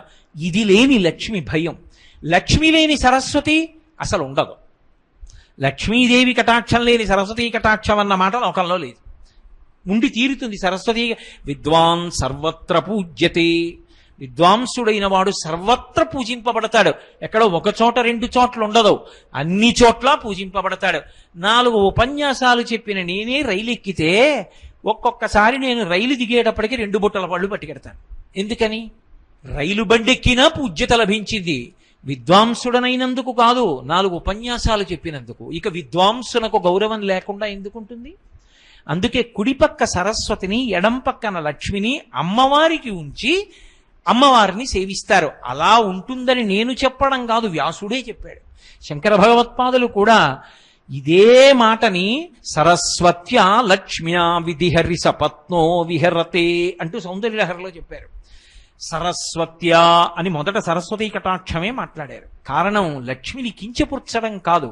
సరస్వతీ కటాక్షం లేని లక్ష్మీ కటాక్షం అభ్యున్నతికి కారణం కావచ్చు, కాకపోవచ్చు. సరస్వతీ కటాక్షం ఎప్పుడూ అభ్యున్నతికి హేతువు. ఇందుకోసమని ముగురమ్మలని ఉంచినప్పుడు మధ్యలో కామాక్షి లలితాపరాభట్టారిక నుంచి ఆమెకి కుడివైపు సరస్వతి నుంచి ఆమెకు ఎడమవైపు లక్ష్మీదేవి నుంచి పూజిస్తారు. మీరు ఇప్పుడు ఆ క్రమం గురించి సక్రమంగా అర్థం చేసుకుంటున్నారు అనుకున్నానమ్మా. మంచిది. శ్రీ గురుభ్యో నమః. తిరుపతి చంద్రశేఖర్ పాదాభివందనములు. పూజలో వస్త్రధారణ నియమం ఏమిటి తెలియవలసింది. ఓ, చాలా మంచి విషయం. చాలా చాలా మంచి విషయం అడిగారు. పూజలో వస్త్రధారణ నియమమేమి? పూజ చేసేటప్పుడు అంటే ఒకటి జ్ఞాపకం పెట్టుకోండి, సాధారణంగా నిత్య పూజ చేయడం అనేటటువంటిది పురుషుడు చేస్తాడు. ఎవరు చెయ్యాలి ఇంట్లో అంటే యజమాని నిత్య పూజ చెయ్యాలి. ఎవరు చెప్పారు? సంకల్పంలోనే ఉంది. ధర్మపత్ని సమేతస్య అనుంది కానీ పతి సమేతస్య అని లేదుగా. అంటే దాని అర్థం నేను చెయ్యాలి అని దాని అర్థం. ఇంట్లో పూజ ఇంటికి యజమాని చెయ్యాలి. ఎందుకని? ఇల్లు అభివృద్ధిలోకి రావాలని ఎవరు కోరుకోవాలి? యజమాని కోరుకోవాలి. యజమానిగా ఉన్నవాడు అది కూడా అడగడం బరువైపోతే పూజామందిరంలోకి వెళ్ళడం ఇంకా అంతకన్నా అన్యాయమైన విషయం ఏముంటుంది? ఇక నేను దాని మీద వ్యాఖ్యానం చేయడం అనవసరం. కాబట్టి అలాగే పూజ చేస్తారు అని మనం భావన చెయ్యాలి. చేసినప్పుడు పురుషుడు ప్రతిరోజు పూజ చేస్తాడు. ఏదో నైమిత్తిక తిథులలో పూజలు చేసేటప్పుడు భార్య కూడా పక్కన కూర్చుంటుంది, వినాయక వ్రతం లాంటిది చేసేటప్పుడు. ఇప్పుడు ఇందులో మీరు ఒక విషయాన్ని గమనించాలి. వస్త్రధారణ నియమము అన్నప్పుడు ప్రధానంగా వస్త్రధారణ నియమము అన్నది అన్వయం ఎవరికి అంటే పురుషునకు. స్త్రీ విషయంలో అంత లోతుగా స్పృశించవలసిన అవసరం ఉండదు. ఎందుకంటే ఎప్పటి నుంచో ఉన్న సంప్రదాయం, ఆడపిల్ల అయితే ఏదో లంగా ఓణి జాకెట్టు వేసుకుంటుంది, వివాహితలైతే చీర కట్టుకుని రవిక తొడుక్కుంటారు. మనం అమ్మవారికి అవే కదూ ప్రదానం చేస్తాం, కాబట్టి మనం కూడా అలాగే కట్టుకుంటాం. అంతకన్నా ఇక నేను స్త్రీల వస్త్రధారణకి సంబంధించిన విషయం గురించి చర్చ చెయ్యను. ఇక పురుషులకు సంబంధించి వేదం ఒక మాట చెప్పింది, వికచ్చః అనుత్తరీయశ్చ నగ్నశ్చ అవస్త్ర ఏవచ. గోచి పొయ్యకుండా కేవలం బట్టని చుట్టూ మాత్రమే తిప్పాడు అనుకోండి, దిగంబరుడే అవుతాడు. బట్ట గోచి పొయ్యాలి, వెనక్కి తీసి కుర్చీళ్లు పెట్టి గోచి వెనక్కి దోపుకోవాలి. దాన్ని కచ్చము అంటారు. అంటే గోచి పోసి కట్టుకున్నాడు. వికచ్చః అలా వెనక కుర్చీళ్లు పోసి గోచి పెట్టుకోలేదు. అనుత్తరీయశ్చ పైన ఉత్తరీయం లేదు. అంటే ఉత్తరీయం ఒకటే ఉండాలి పురుషుడికి. చొక్కా కానీ బనీను కానీ ఏదీ ఉండకూడదు పూజ చేసేటప్పుడు. దేవాలయంలోనైనా అంతే. ఏదో కళ్యాణం చేసుకోవడానికి వెళ్ళామనుకోండి, ఎవరో వచ్చి చిన్నపిల్లలకి చెప్పినట్టు మీరు చొక్కా విప్పండి, మీరు బనీని ఇప్పండి అని చెప్పక్కర్లేదు. మనంతట మనమే తీసి కూర్చోవాలి. ఎందుకంటే అది భగవంతుని యొక్క అనుగ్రహాన్ని అపేక్షిస్తున్నావు. నీ గుండెలలో ఏ పరమాత్మ ఉన్నాడో వాడే ఎదురుగుండా ఉన్నాడు. వాడు వీడిని, వీడు వాడికి కనపడాలి. నువ్వు ఉత్తరీయం ఒకటే వేసుకుంటారు పురుషులు.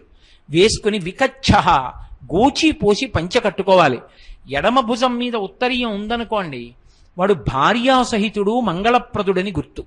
కుడి భుజం మీద ఉత్తరీయం వేసుకున్నాడు అనుకోండి, భార్య చనిపోయింది, అమంగళకరుడు, ఆయన యజ్ఞయాగాది క్రతువులకు పనికిరాడని గుర్తు. అసలు ఉత్తరీయం వేసుకోలేదనుకోండి, ఆయన పూజకి అర్హుడు కాడు అని గుర్తు.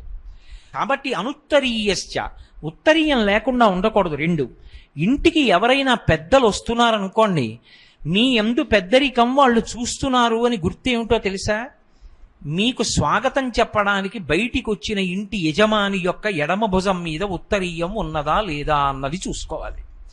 నేను ఎవరింటికైనా వెళ్ళాననుకోండి, ఆయన ఎడం భుజం మీద ఉత్తరీయం వేసుకుని ఎదురొచ్చి స్వాగతం పలికాడు అనుకోండి, నేను ఆయన యొక్క అభ్యున్నతి కొరకు మంచి మాటలు చెప్పచ్చు. ఆయన అలా రాలేదనుకోండి, నేను వెళ్ళి నా పని చూసుకుని వెళ్ళిపోవడమే మంచిది. ఎందుకో తెలుసా?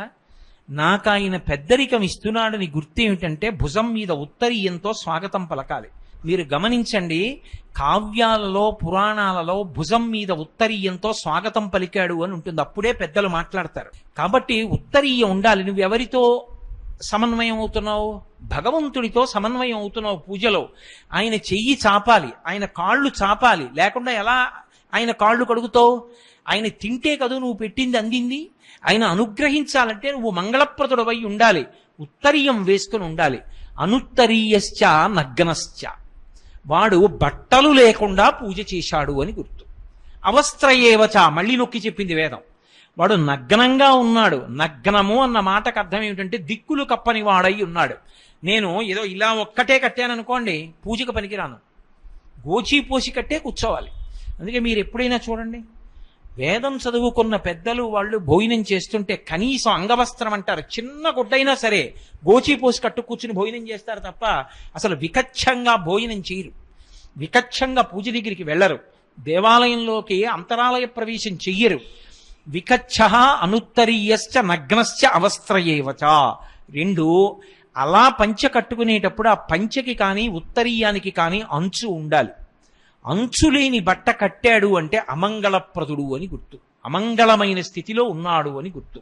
అందుకే అవతలవాడు 10 కాలాలు బ్రతకాలి అని కోరుకుంటే ఏం చేస్తారంటే అంచు ఉన్న బట్టలు తీసుకొచ్చి పెడతారు. ఒక ప్యాంటు గుడ్డ నేను పెట్టాను అనుకోండి, దానికి అంచు ఏముంటుంది? నేను చొక్కా గుడ్డ పెట్టాను అనుకోండి, దానికి అంచు ఏముంటుంది? అందుకే పీటల మీద అల్లుడికి పెట్టాలి అంటే పీటల మీద ఉండగా, నీకు ముచ్చటుంది ఓ కోటు కుట్టించాలనుకున్నావు, బయట కుట్టించు. పీటల మీద కూర్చునున్నాడు భగవత్కార్యంలో, ఇప్పుడు అది ఆయుక్కారకం నువ్వు ఇచ్చింది. నువ్వో ఉత్తరీయం వేసుకోవాలి. ఉత్తరీయం లేకుండా బట్టలు పెట్టకూడదు, ఉత్తరీయం లేకుండా బట్టలు పుచ్చుకోకూడదు. అంచు ఉన్న బట్ట పెట్టాలి. అందుకే ఇప్పటికీ మన వాళ్ళు పంచెల చాప్ పెడతారు. పరమమంగళప్రదుడని గుర్తేమిటి? అంచు ఉన్న బట్ట గోచి పోసి కట్టుకుని ఉత్తరీయం వేసుకున్నాడు అనుకోండి, పరమమంగళప్రదుడు శౌచంతో ఉన్నాడని గుర్తు. కాబట్టి పూజ దగ్గరికి వెడితే లాల్చీ బనీను కూడా పనికిరావు, తీసేసి ఉత్తరీయం కప్పుకుని గోచి పోసి పంచ కట్టుకుని కూర్చుని పూజ చెయ్యాలి. గోచి ఎంత బాగా పొయ్యాలి, అంచు ఎంత బాగా మడత పెట్టాలి సంబంధం లేదు. నువ్వు ఒక అంచు తీసి నీకొచ్చినట్టు కుచ్చిళ్ళు పెట్టి దోపుకుంటే చాలు, కచ్చమున్నట్టు. కాబట్టి పురుషుడికి పూజ చేసేటప్పుడు వస్త్రధారణ యందు అటువంటి నియమము ఉన్నది. కాబట్టి అదేం పెద్ద విశేషం అండి. గోచి పోసి పంచకట్టుకోవడం అనేటటువంటిది బ్రహ్మ విద్య ఏం కాదు. కాస్త బట్ట యువతలకి విడిచి యువతల బట్టని కుర్చీళ్ళు పెట్టి ఇలా దోపుకుని తీసి వెనక్కి తిప్పి కుర్చీళ్ళు పెట్టి ఇలా దోపితే అయిపోయింది వైదికం. ఎన్నో చేస్తున్నాం, అది పెద్ద విషయం ఏం కాదు. కానీ ఎవరో మంచి ప్రశ్న అడిగారు, పూజ యందు ఎప్పుడూ గోచి పోసి పంచ కట్టుకుని పురుషుడు ఉత్తరీయం వేసుకుని పూజ చేయవలసి ఉంటుంది. వాల్మీకి మహర్షి ఆయన కన్నా వ్యాస భగవానునికి గౌరవం ఇచ్చారు, ఎందుచేత కారణం ఏమిటి? వాల్మీకాది మహర్షుల కన్నా వ్యాస భగవానుడికి ఏ కారణం చేత అంత విశేషమైనటువంటి గౌరవం లభించింది? వాల్మీకి సూర్యవంశానికి చెందినటువంటి రామాయణాన్ని రచన చేశారు. సూర్యవంశ ప్రభువు రామచంద్ర ప్రభువు. చంద్రవంశానికి సంబంధించినటువంటి భారతాన్ని వ్యాస భగవానుడిచ్చాడు. సూర్యచంద్రులిద్దరూ లేకపోతే ఒక రోజు ఎంత చీకటో, వ్యాస వాల్మీక మహర్షులు లేకపోతే సనాతన ధర్మంలో వాంగ్మయానికి అంత లోటు.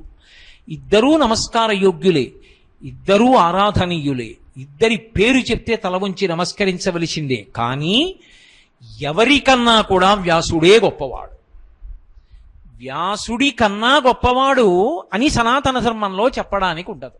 ఎందుకుండదు అంటే ఒక్కటే కారణం, వ్యాసో నారాయణ స్వయం. ప్రమాణవాక్కు అని ఒకటి ఉంటుంది. మనం అందరం ఏం చెయ్యాలి అంటే, ఎప్పుడైనా గీతాచార్యుడు భగవద్గీతలో ఒక మాట చెప్తాడు, కర్తవ్యం అకృతం కావ్యం సతాం మన్యముదీరయేత్. రామాయణంలో మాట, మీరు ఏదైనా ఒక పని చెయ్యాలా చెయ్యకుండా ఉండాలా అంటే దానికి ప్రమాణం ఏది? దాన్ని చెప్పినటువంటిది వేదం ఒక్కటే. ఆ వేదము అనంతమైన రాశిగా పడిపోయి ఉంటే కలియుగంలో ధర్మానికి ప్రమాణము శాస్త్రము అయినటువంటి వేదాన్ని విభాగం చేసిన మహాపురుషుడు వేదవ్యాసుడు. అందుచేత వేదవ్యాసుడు అయ్యాడు. ఆయన కారణజన్ముడు. పైగా ఆయనే 18 పురాణములను ఇచ్చాడు. ఆయనే పంచమ వేదమైనటువంటి భారతాన్ని ఇచ్చాడు. ఆయనే మహాభారతంలో ఒక వ్యక్తి అయి ఎన్నో పర్యాయములు కనపడ్డాడు. కనపడి అసలు ఆర్షమైనటువంటి ధర్మములనన్నిటినీ కూడా నిరూపణం చేశాడు. వ్యాసుడు లేకపోతే అసలు ఈ లోకంలో చెప్పడానికి ఏమీ ఉండదు. ప్రమాణవాక్యేది అసలు? భగవద్గీతను ఎవరిచ్చారు? వ్యాసుడే ఇచ్చాడు భారతంలో. అలాగే బ్రహ్మసూత్రములను ఎవరిచ్చాడు? వ్యాసుడే ఇచ్చాడు. అటువంటి వ్యాసుడు వాంగ్మయానికి అంతటికీ కూడా వెలుగుల దివ్యలంటివాడు. ఆ వ్యాసుడు లేకపోతే కటిక చీకటి గాఢాంధకారం. అందుకే వ్యాసుడెవరు అని అడిగారనుకోండి, వ్యాసుడు ఒక పెద్ద దీపం. ఆ దీపం మొట్టమొదటి దీపం. ఆ దీపంలోనే మిగిలిన ప్రమిదలలో దీపాలన్నీ వెలిగాయి. మిగిలిన గురుస్వరూపాలన్నీ కూడా వ్యాస భగవానుడి యొక్క హృదయాన్ని ఆవిష్కరిస్తూ పెడతాయి. శంకర భగవత్పాదులు ఉన్నారనుకోండి, వ్యాస హృదయాన్నే చెప్తారు. అందుకే గురువులను గురించి చెప్పేటప్పుడు ఒక మాట చెప్తారు పెద్దలు, వ్యాస దర్శనమైన వారు ఎవరున్నారో వారిని మహనీయులు అని పిలుస్తారు. అందుకే ద్వైతమత ప్రవర్తకాచార్యులైనటువంటి మధ్వాచార్యుల వారికి వ్యాస దర్శనమైంది. విశిష్టాద్వైత ప్రవర్తకాచార్యులైనటువంటి భగవద్ రామానుజులు వ్యాస దర్శనం పొందారు. శంకర భగవత్పాదులు వ్యాస దర్శనం పొందడం ఒకటే కాదు, బ్రహ్మసూత్రాల మీద భాష్యం విషయంలో శంకరులతో మహానుభావుడు వ్యాసుడు వాదించాడు బ్రాహ్మణ రూపంలో. వ్యాసుడిగా వస్తే శంకరులు మాట్లాడరు, నేల మీద పడి నమస్కారం చేసి ఊరుకుంటారు. ఆయన ముందు మాట్లాడరు. బ్రాహ్మణుడిగా వచ్చాడు, అందుకు చర్చించారు. చర్చిస్తే శంకరాచార్యుల వారి ప్రతిభ చూసి, నువ్వు శరీరం వదిలిపెట్టేస్తే ఇది వ్యాప్తి చేసేవాడు లేదు, అందుకని 32 సంవత్సరములు ఈ భూమండలం మీద ఉండమని అడిగిన వాడు వ్యాసుడు. వ్యాసుడి వాక్కును అనుసరించి శంకరాచార్యుల వారు 32 ఏళ్ళు శరీరంతో ఉన్నారు. అంతటి మహానుభావుడు చిరంజీవి. ఇప్పటికీ వ్యాసుడు తిరుగుతూనే ఉంటాడు శరీరం. మహాపురుషుడు దర్శనమిస్తూ ఉంటాడు మహాత్ములకు. అటువంటి వ్యాసుడు లేనినాడు అసలు మనం ఎలా ప్రవర్తించాలి, భక్తి జ్ఞాన వైరాగ్యాలు ఎలా పొందాలి, మనకి వేదం అంటే ఏమిటి, పురాణం అంటే ఏమిటి, ఇవి చెప్పినవాడు లేడు. అసలు మొట్టమొదట వెలిగిన జ్యోతి ఏది అంటే వ్యాసుడే. ఆ వ్యాసుడెవరో కాదు, నారాయణుడే. పైగా ఇంకొక మాట ఏమిటో తెలుసా? వ్యాసుడు వ్యక్తి కాడు, వ్యాసుడు పదవి. ఆ పదవిలోకి ఒక్కొక్క మహానుభావుడు వచ్చి కూర్చుని వ్యాసుడు అవుతూ ఉంటాడు. ఇప్పుడు కృష్ణద్వైపాయనుడు వ్యాసుడు ద్వాపరయుగం చివరిలోకి వచ్చేటప్పటికి. కాబట్టి వ్యాస అన్న శబ్దమే అంత గొప్పది. అందుకే మొదటి నమస్కారం వ్యాసుడికి చేస్తారు. 2 తర్పణ చేస్తారు. మహర్షులకు తర్పణ చేసేటప్పుడు అందరి పేర్లు చెప్పక్కర్లేదు, వ్యాస భగవానుడి పేరొక్కటి చెప్పి తర్పణ చేస్తే మహర్షి మండలానికి అందుతుంది. అందుకే మహర్షి తర్పణం చేసేటప్పుడు, ఋషి తర్పణం చేసేటప్పుడు వ్యాసుడి పేరుతోటే ప్రారంభం అవుతుంది. అంతటి మహానుభావుడు, అంతటి అద్భుతమైన స్థాయిని పొందినటువంటి వాడు వ్యాసుడు. అందుకే వ్యాసుణ్ణి ప్రత్యేకంగా గౌరవిస్తారు తప్ప వ్యాసుడితో సమాన స్థాయిలో ఎవరినీ గౌరవించరు. కారణం ఏమంటే అది తక్కువ చేయడం కాదు, ఆయనని గౌరవించడానికి వాళ్ళందరూ కూడా అంత సంతోషాన్ని పొందుతారు. ఒక శంకర భగవత్పాదులు ఉన్నారనుకోండి, వ్యాసవాక్కు చెప్పి పరవశించిపోతారు. మిగిలినటువంటి ఏ గురుస్వరూపాలు చూడండి, మధ్వాచార్యుల వారిని చూడండి, భగవత్ రామానుజాచార్యుల వారిని చూడండి, చంద్రశేఖరేంద్ర సరస్వతి మహాస్వామి వారిని చూడండి, చంద్రశేఖర భారతిని చూడండి, విద్యారణ్య స్వామిని చూడండి, ఎవరైనా సరే వ్యాసుడు అంటే 2 చేతులు ఎత్తి నమస్కరిస్తారు. వ్యాస పూర్ణిమ వచ్చిందనుకోండి, పీఠాధిపతులు కూడా అంత పెద్ద పూజ చేసి వ్యాసుడికి నమస్కరిస్తారు. ఎందుచేత అంటే అది ఈ లోకంలో వెలిగినటువంటి మొట్టమొదటి జ్ఞాన జ్యోతి. దాని నుండి మిగిలిన జ్యోతులన్నీ వెలిగాయి. అటువంటి మహానుభావుడు, అంత గొప్పవాడైనటువంటి వేదవ్యాసుణ్ణి స్మరిస్తే చాలు, నమస్కరిస్తే చాలు, మనం అందరం కూడా పునీతులమవుతాం. అందుకే ఎందరో మహర్షులున్నా వ్యాసుడిది ఒక ప్రత్యేకమైనటువంటి స్థానం, వ్యాసుడికి ఒక ప్రత్యేకమైన గౌరవం. వ్యాసుడికి ఒక ప్రత్యేకమైన నమస్కారం, వ్యాసుడికి ఒక ప్రత్యేకమైన తర్పణ, అన్ని గౌరవాలు పొందినవాడు వేదవ్యాసుడు. శ్రీ గురుభ్యో నమః. జంతువునాం నరజన్మ దుర్లభం అంటారు. మరి అటువంటి ఉత్కృష్టమైన మానవ జన్మ పొందిన మనుష్యుడు ప్రయత్నపూర్వకంగా చేయవలసిన విధి ఏంటి? ఏ విధి వలన, ఏది ఆచరించడం వల్ల ఈ మనుష్యత్వం నిలబడుతుంది? కొంచెం సవివరంగా వివరించి. మంచి మాట. మిగిలినటువంటి వాటికన్నిటికీ కలిపి 84 లక్షల జీవరాశుల్లో మనుష్య శరీరం వినా మిగిలిన వాటికన్నిటికీ కలిపి ఉన్న ధర్మం ఒక్కటే, పశుధర్మం. పశుధర్మం అన్న మాటలో కారుణ్యం అన్న మాటకి ఎక్కడా చోటు ఉండదు. మీరు చూడండి, ఆజన్మ వైరం అని ఉంటుంది వేదంలో. ఈ ఆజన్మ వైరము అన్న మాట గురించి ఒక సూక్తం కూడా చెప్పబడింది. అంటే వైరం అన్న మాట గురించి అని కాదు నా ఉద్దేశం, దాన్ని ప్రకటనం చేస్తూ. ఒకప్పుడు వశిష్ఠ మహర్షి ఇంద్రుడి ఇంటికి ఎడతాడు. ఇంద్రుడు చాలా డాబుగా ఉంటాడు, వశిష్ఠుడు గడ్డాలు పెరిగిపోయి మహానుభావుడు బ్రహ్మతేజస్సుతో ఉంటాడు. ఇంద్రుడి దగ్గర కుక్క ఉంది, దాని పేరు దేవశుని. ఆ కుక్క వశిష్ఠుడిని చూసి మొరిగింది. మొరిగితే వశిష్ఠుడు శునక సూక్తం చెప్పాడు, కుక్క మీద సూక్తం చెప్పాడు వేదంలో. ఆ సూక్తం చెప్తూ ఒక మాట అంటాడు, ఓ కుక్క, నీకు పందితో ఆజన్మ వైరం ఉన్నది అంటాడు. కుక్కకి కారణం ఉండదు, పంది కనపడితే తరుగుతుంది, పందిని కరుస్తుంది. 4 కుక్కలు కలిసి ఒక పందిని భయపెడతాయి, ఆజన్మ వైరం. పంది పిల్లని, చిన్న పంది పిల్ల అమ్మ దగ్గరికి పరిగెత్తలేకపోతే నిర్దాక్షిణ్యంగా నోట ఖర్చుకుని వెళ్ళిపోతుంది. అప్పుడు దిక్కుమాలిన కుక్కకి కారుణ్యం లేదా అన్న మాట అనకూడదు. పెద్ద పులి గర్భిణి అయి ఉన్నటువంటి లేడిని కొట్టేస్తుంది, పాము పక్షి గుడ్లు తినేస్తుంది. కానీ జంతువునాం నరజన్మ దుర్లభం. శంకర భగవత్పాదులు ఆ మాట ఎందుకన్నారంటే, ఈ శరీరంతో వచ్చిన నువ్వు ఒక్కడివే ధర్మాచరణం చెయ్యగలవు. ధర్మము అన్న మాట ఎవరి కోసము అంటే కేవలం మనుష్యుడి కోసమే. ధర్మము మిగిలిన వాటికి లేదు. ఇంకా ధర్మాన్ని చెప్పేది వేదం ఒక్కటే. వేదమునకొక్కదానికే ధర్మం చెప్పే అధికారం. ఇది ధర్మము, ఇది ధర్మము కాదు చెప్పడానికి లోకంలో ఎవరికీ అధికారం లేదు. అది చెప్పేది వేదం ఒక్కటే. ఆ వేదం చెప్పిన ధర్మం ఏదుందో అది ఆచరించడానికి యోగ్యుడెవరంటే మనుష్యుడు ఒక్కడే. అసలు తెలుసుకోవడం అన్నది మనుష్యుడే కాదు, మిగిలిన వారికి తెలుసుకునే అధికారం లేదు. కాబట్టి నరుడు ఒక్కడే ధర్మాన్ని పాటించగలడు. ధర్మాన్ని పాటించిన నరుడు ఇక మళ్ళీ తిరిగి రావలసిన అవసరం లేదు, మోక్షానికి వెళ్ళిపోతాడు.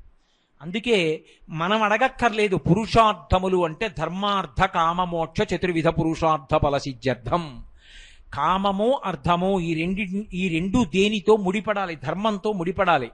ధర్మము ప్రధానము. నువ్వు డబ్బు సంపాదించినా ఖర్చు పెట్టినా, నీకో కోరిక కలిగినా కోరిక తీర్చుకున్నా ధర్మంతో ముడిపడాలి.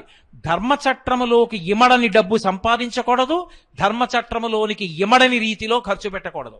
ధర్మచట్రమునందు ఇమడని కోరిక పుట్టకూడదు, పుట్టినా తుంచెయ్యాలి తప్ప ధర్మచట్రమునందు ఇమడని కోరిక తీర్చుకోకూడదు. అలా ధర్మముతో అర్థకామములు ముడిపడిపోతే ఇక వేరు ప్రయత్నం ఉండదు, మోక్షం వస్తుంది. అందుకే పురుషార్థముల యందు మొదటిదేది అంటే ధర్మమే. ఆ ధర్మం ఎవరికి? నరుడికే. ఆ నరుడు ధర్మాన్ని ఆచరించి మోక్షాన్ని పొందగలడు.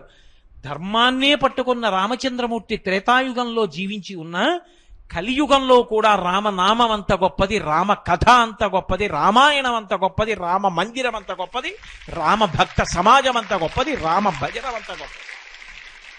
కాబట్టి ఆ ధర్మాన్ని ఆచరించేటటువంటి నరుడికి అంత ప్రశస్తి కలిగింది. ధర్మం అన్న మాట ఒక్క మాట విడిచిపెట్టేసి ప్రవర్తిస్తే ఆ నరుడు పశువు కన్నా హీనుడవుతాడు. అందుకే మనిషి తరించడానికి మనసులో మొట్టమొదటి ఆలోచనగా రావలసినది ఏది అంటే, నీవు ఎంత ఉపకారము చెయ్యగలవు. అందుకే కురు పుణ్య మహోరాత్రం అంది శాస్త్రం. నీలో వచ్చిన ప్రతి ఆలోచన ఇతరులకు ఉపకారము చెయ్యగలిగినది కావాలి తప్ప, నీ మనసులో కక్ష పెట్టుకుని కార్పణ్యం పెట్టుకుని ఇతరులని బాధ పెట్టడం కోసమని ప్రణాళిక రచనలు చేయడం, కుట్రలు చేయడం, వాటిని అమలు చేసే ప్రయత్నం చేయడం మనుష్యుడిగా బ్రతకవలసినటువంటి విధానం కాదది. కాబట్టి ఎప్పుడూ మనసులో ఉండవలసినది ఏది అంటే ఉపకార బుద్ధి. నా వలన ఎంతమందికి ఉపకారం జరుగుతుంది, అదొక్కటే. అందుకే మీకు భారతదేశంలోనే ధార్మిక ప్రవచనాలుంటాయి. కారణం ఏమిటో తెలుసా? అన్నిటిలోకి గొప్పదేది 10 మంది జీవితాలు మారేటట్టుగా ధర్మాన్ని ప్రబోధం చేయడం. ఇవాళ అన్నం పెడితే రేపు పొద్దుటికి ఆకలేస్తుంది. ఇవాళ మీకు ఆరోగ్యం కలగడానికి నేను కంటికి శస్త్రచికిత్స చేయిస్తే రేపు కడుపులో బాధపడుతుంది. పైగా నేను ఒక 2 కళ్ళు ఒక వ్యక్తికి శస్త్రచికిత్స చేయించి చూపు బాగా వచ్చేట్టు చేశాననుకోండి, రేపు వాడు ఆ చూపుతో దొంగతనాలు చేస్తే నేను చెప్పలేను. కానీ ధర్మమునందు నేను చేసిన ప్రవచనముల వలన మారి ఒక్కడు ధర్మాత్ముడయ్యాడనుకోండి, నేను ఎందుకు చెయ్యాలి తప్పని 10 మంది మారారనుకోండి, అంతకన్నా మనుష్యులుగా బ్రతకడానికి మార్గం ఇంకొకటి లేదు. అందుకే ఈ దేశంలో అన్నిటికన్నా గొప్పది ఏది అంటే ధర్మమును ప్రవచనము చేయుటయే. అందుకే ఆత్మని అనుభవించే మహాపురుషులు కూడా అనుగ్రహ భాషణాలు చేసి ధర్మాన్ని చెప్పారు. కావ్యములు, పురాణములు సమస్తము దేని గురించి చెప్తాయంటే ధర్మం, 2 అక్షరాలు. మీరు కావ్యము, పురాణములు, వేదములు అన్నీ తెచ్చి పిండేస్తే 2 అక్షరములు పడతాయి సారంగా. అదే ధర్మం. ధర్మో రక్షతి రక్షితః. ఆ ధర్మమే రక్షిస్తుంది. ఆ ధర్మమును పాటించగలిగిన వాడు మనుష్యుడొక్కడే. అందుకే నరజన్మ అంత గొప్పది ఎందుకైంది అంటే పరోపకారమును చెయ్యగలవు కనుక, నీవు ధర్మమును పాటించగలవు కనుక, ఆ ధర్మము వలన నిన్ను నువ్వు ఉద్ధరించుకొని కొన్ని వేల మందిని ఉద్ధరించగలవు కనుక, ఆదర్శమూర్తిగా నిలబడగలవు కనుక. అందుకని నరజన్మ ఉత్కృష్టమైనది. ధరించడానికి మార్గము ధర్మము, పరోపకార బుద్ధి. ఓం గురుభ్యో నమః. హరి ఓం. దేవాలయం దర్శించినప్పుడు ధ్వజస్తంభం దర్శనమిస్తుంది. ఆ ధ్వజస్తంభం నిర్మాణం చేయడానికి గల కారణం ఏంటి? సవిస్తరంగా వివరించండి గురువుగారు. చాలా సంతోషం. దేవాలయాలకి ఆగమము అని ఉంటుంది. మనం ఒక ఇల్లు కట్టుకుంటే వాస్తుశాస్త్రం ప్రకారం, అంటే యజమాని భార్యాబిడ్డలతో నివసించడానికి వీలైన రీతిలో దీర్ఘకాలం అందులో ఉండడానికి, రామాయణంలో రామచంద్రమూర్తి అంటాడు, సౌమిత్రే చిరజీవిభిః అంటాడు. ఈ ఇంటిలోకి ఎందుకు వెడుతున్నానంటే, ఈ ఇంటిలోకి వెళ్ళి ఏ అనారోగ్యము లేకుండా నేను చిరకాలము సంతోషంగా ఉండడానికి ఇంట్లోకి వెడుతున్నాను. అలా వెళ్ళాలి అంటే వాస్తు పూజ చెయ్యాలి లక్ష్మణ అంటాడు. అది శాస్త్రాన్ని పాటించడం అంటే. అలా ఇంటికి వాస్తుశాస్త్రం ఎలా ఉంటుందో దేవాలయానికి ఆగమం అలా ఉంటుంది. ఆ ఆగమ ప్రకారం దేవాలయాల్ని నిర్మాణం చేస్తారు. ముఖమంటపము, అర్ధమంటపము, అంతరాలయము, అంతరాలయములో దీపములు, దీపముల యొక్క కాంతిలో ఈశ్వరమూర్తి దర్శనము. దేవాలయంలో పెద్ద పెద్ద కరెంటు లైట్స్ వేసి దర్శనం చేయకూడదు. ఎందుకు చెయ్యకూడదు అంటే దేవాలయంలో వెలుగుతున్న దీపమే గురువుగారు.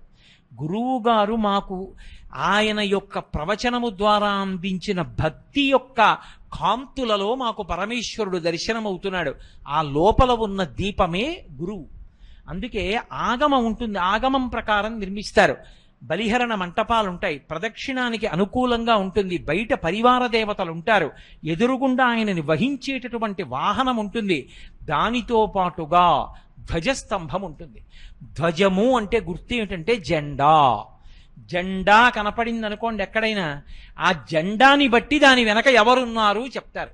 త్రివర్ణ పతాకం ఎక్కడైనా కనపడింది అనుకోండి, ఓ ఇది భారతదేశ పతాకం. పరమ సంతోషంతో 2 చేతులు ఎత్తి నమస్కారం చేస్తాం.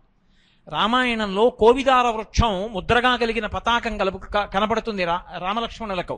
అదిగో అది మన కోసల దేశం యొక్క సైన్యం, దశరథ మహారాజు గారి సైన్యం. అందుకే భారతంలో ఒక్కొక్క జెండా మీద ఉన్నటువంటి గుర్తును పట్టి ఒక్కొక్క వీరుడున్నాడు అని చెప్తారు. దేవాలయంలో ధ్వజం ఉండడం కాదు, కేవలం జెండా ఎగరైరు. ధ్వజమునకు స్థానంలో ధ్వజస్తంభం ఉంటుంది. ఆగమంలో ఎలా చెప్పారో అటువంటి కర్రతో తయారు చేసి బాగా ఎత్తుగా పెట్టి ఉంచుతారు ధ్వజస్తంభాన్ని. ధ్వజస్తంభం కనపడింది అనుకోండి ఎక్కడి నుంచైనా, ముందు ధ్వజస్తంభం కనపడుతుంది. గుడి గోపురం కూడా కనపడచ్చు, కనపడకపోవచ్చు. ధ్వజస్తంభం కనపడేటట్టుగా ఉంచుతారు. అందుకే మీరు ఎప్పుడైనా చూడండి, ప్రఖ్యాత దేవాలయాలలో ధ్వజస్తంభాలు కనపడకుండా చుట్టుపక్కల భవన నిర్మాణాన్ని అనుమతించారు. మీరు ఎంత దూరంలో నిలబడినా ధ్వజం కనపడాలి. అలా కనపడకుండా బయట భవన నిర్మాణాన్ని అంగీకరించారు. ఇంతకన్నా ఎత్తు పెట్టడానికి వీల్లేదు, ధ్వజం కనపడదని చెప్తారు. ధ్వజం ఎందుకు కనపడాలో తెలుసా? 2 కారణముల చేత కనపడాలి. ఒకటి, మీరు సేద తీరుతారు. అమ్మయ్యా, నా తండ్రి ఉన్న స్థానం కనపడుతోంది, ఇక నిర్భయత్వం. అక్కడ పరమేశ్వరుడు ఉన్నాడు. 2, సంధ్యావందనానికి వేళైపోయింది. పూర్వం దేవాలయంలో అరుగుండేది. గబగబా వెళ్ళి తటాకంలో స్నానం చేసి అక్కడ కూర్చుని సంధ్యావందనం చేస్తాడు వేళ దాటిపోకుండా. ఒక ఆయనకి బట్టలు ఉతకడం వచ్చు, దేవాలయంలో వస్త్రాలు ఉతుకుతాడు. ఒక ఆయనకి డప్పు కొట్టడం వచ్చు, స్వామివారి ఊరిరిగింపుగా వెడుతుంటే డప్పు కొట్టి ముందెడతాడు. ఒక ఆయనకి బాగా అందులో ఉన్న పాత్ర సామాను తోవడం వచ్చు, ఆయన తోమి సేవ చేస్తాడు. ఒక ఆవిడికి బాగా తుడవడం వచ్చు, వెళ్ళి గుడి తుడుస్తుంది. ఒక ఆయనకి ఏదో బాగా ఎత్తుగా ఎక్కి బలం ఉన్నవాడు కనుక దులపగలడు, ఓ బూజుల కర్ర పెట్టి దులుపుతాడు. ఇంకొక ఆయన బరువు మొయ్యగలడు, పల్లకి పట్టుకుంటాడు. ఒక ఆవిడికి నృత్యం వచ్చు, ఈశ్వరుడు ముందు రాజోపచారంలో నృత్యం చేస్తుంది. ఒక ఆవిడికి పాట వచ్చు, పాట పాడుతుంది. ఒక ఆయనకి వాద్యం వచ్చు, ఈశ్వరుడు ముందు వాద్యం మోగిస్తాడు. సమాజమునందు ఎవరు పని చెయ్యగలరో వాటన్నిటినీ చేసుకోవడానికి కేంద్ర స్థానము దేవాలయము. ఆ దేవాలయం అక్కడున్నది, పరమేశ్వరుడు ఉన్నాడు, గుర్తు ధ్వజం. ధ్వజం కనపడితే గుర్తు ఏమిటంటే అక్కడ ఆ పరిసరాల్లో ధ్వజం ఎంత దూరం కనపడుతుందో అంత దూరం ఏది జరిగినా అది భగవంతుని యొక్క సేవ కొరకు, ఉత్సవం కొరకే జరగాలి తప్ప వేరొక కార్యం మీద జరగకూడదు. అలా వీధిలోంచి అవతల వీధిలో నేను ఇల్లు కట్టుకున్నాను, యువతల వీధిలో కాపరం ఉంటున్నాను, గృహప్రవేశం చెయ్యాలి, మంగళవాద్యాలతో సింహాసనం పట్టుకుని వెడుతున్నాను ఆ ఇంట్లోకి చేరిపోదామని. ఇప్పుడు ధ్వజస్తంభం కనపడింది, మంగళవాద్యాలు ఆగిపోవాలి. అది దేవుడి ఊరేగింపు కాదు, నేను గృహప్రవేశానికి ఎడుతున్న మంగళవాద్యాలు ఆగిపోవాలి. ఎంత దూరం ఆగిపోవాలో తెలుసా? మళ్ళీ ధ్వజస్తంభం కనపడటం ఆగిపోయే వరకు మంగళవాద్యం మోగకూడదు. అలాగే తలపాగాలు అవి పెట్టుకుని ఉంటే తీసేస్తారు. ఈశ్వర స్థానం ఉంది, పరమ మర్యాదతో దాని ముందు నుంచి ఇచ్చి పెడతారు. 2 ధ్వజస్తంభం ఉంది, గుర్తేమిటో తెలుసా? అక్కడ ఉత్సవాలు జరుగుతాయని గుర్తు. ధ్వజస్తంభం లేదనుకోండి, అక్కడ ఉత్సవాలు జరగవు అని గుర్తు. ఒక్క పూజలు వినా ఏ ఉత్సవము జరగదు అని గుర్తేమిటంటే ధ్వజస్తంభం ఉండదు. ధ్వజస్తంభం లేని దేవాలయంలో ఉత్సవం చేయరు, ధ్వజస్తంభం ఉన్న దేవాలయంలోనే ఉత్సవం చేస్తారు. మీకు నేను బాగా అర్థమయ్యేట్టు చెప్పాలంటే తిరుమలలో చూడండి, 7 కొండల మీద ఆదివరాహమూర్తి దేవాలయానికి ధ్వజస్తంభం ఉండదు. వెంకటేశ్వర స్వామి దేవాలయానికి ఉత్సవం ఉంటుంది. ఉత్సవాలన్నీ వెంకటేశ్వరుడికే ఉంటాయి. అంటే ధ్వజస్తంభం ఉన్నది అంటే ఉత్సవాలకి కారణము. పల్లకి పట్టాలన్నా, ఉత్సవమూర్తి బయటికి రావాలన్నా, ఆయనకి ఏదైనా వేడుక చెయ్యాలన్నా ధ్వజస్తంభం ఉంటేనే చేస్తారు. అందుకే ధ్వజస్తంభాన్ని ప్రతిష్ఠించారు అంటే ఉత్సవాలకి తోరణం కట్టారు అని గుర్తు. అందుకే ధ్వజస్తంభం నేను నాటిస్తానంటే నేను నాటిస్తానని ముందుకొస్తారు. పూర్వం చక్రవర్తులు కూడా ధ్వజస్తంభాలు నాటించారు, నాటించి తరించారు. అది ఎంత కాలం ఉంటుందో అంత కాలము గొప్ప విషయం. ఆ ధ్వజస్తంభం ఏ కారణం చేత కూడా పడిపోవడానికి వీల్లేదు, జాగ్రత్త తీసుకోవాలి. నాహంకర్త హరిహికర్త అని పివిఆర్కే ప్రసాద్ గారు తిరుమల తిరుపతి దేవస్థానం కార్యనిర్వహణాధికారిగా ఉండగా పొందిన అనుభవాల యొక్క సమాహారంగా ఒక గ్రంథరచన చేశారు. అందులో మీరు ఆనంద నిలయంలో ఆ వెంకటేశ్వర స్వామి వారి దేవాలయంలో ధ్వజస్తంభం కొద్దిగా శిథిలమైతే మళ్లీ ధ్వజస్తంభ ప్రతిష్ఠ చెయ్యడం ఎంత గొప్పగా చెయ్యవలసి వచ్చిందో, ఎన్ని మలుపులు తిరిగిందో నిజంగా ఆయన కళ్ళ ముందు సాక్షాత్కరింపచేశారు. ఎంత గొప్పగా చేశారో రచన. కాబట్టి ధ్వజస్తంభం అనేటటువంటిది అంత గొప్పది.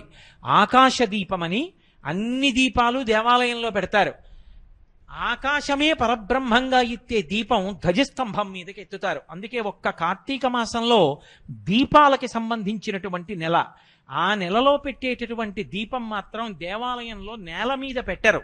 అంటే మనం దేవాలయంలో పెడతాం నేల మీద, ఆలయం తరపు దీపం ప్రదోష వేళలో ఆకాశ దీపం అని ధ్వజస్తంభానికి తాడు కట్టి పైకెత్తుతారు. పైకెత్తితే ఆ దీపం వెలుగుతూ ఉంటుంది. ఆ దీపాన్ని చూస్తే చాలు, పునర్జన్మ లేదు దాని మీద. అందుకే కార్తీక పౌర్ణమి నాటి దీపం గురించి అంత గొప్పగా మాట్లాడతారు.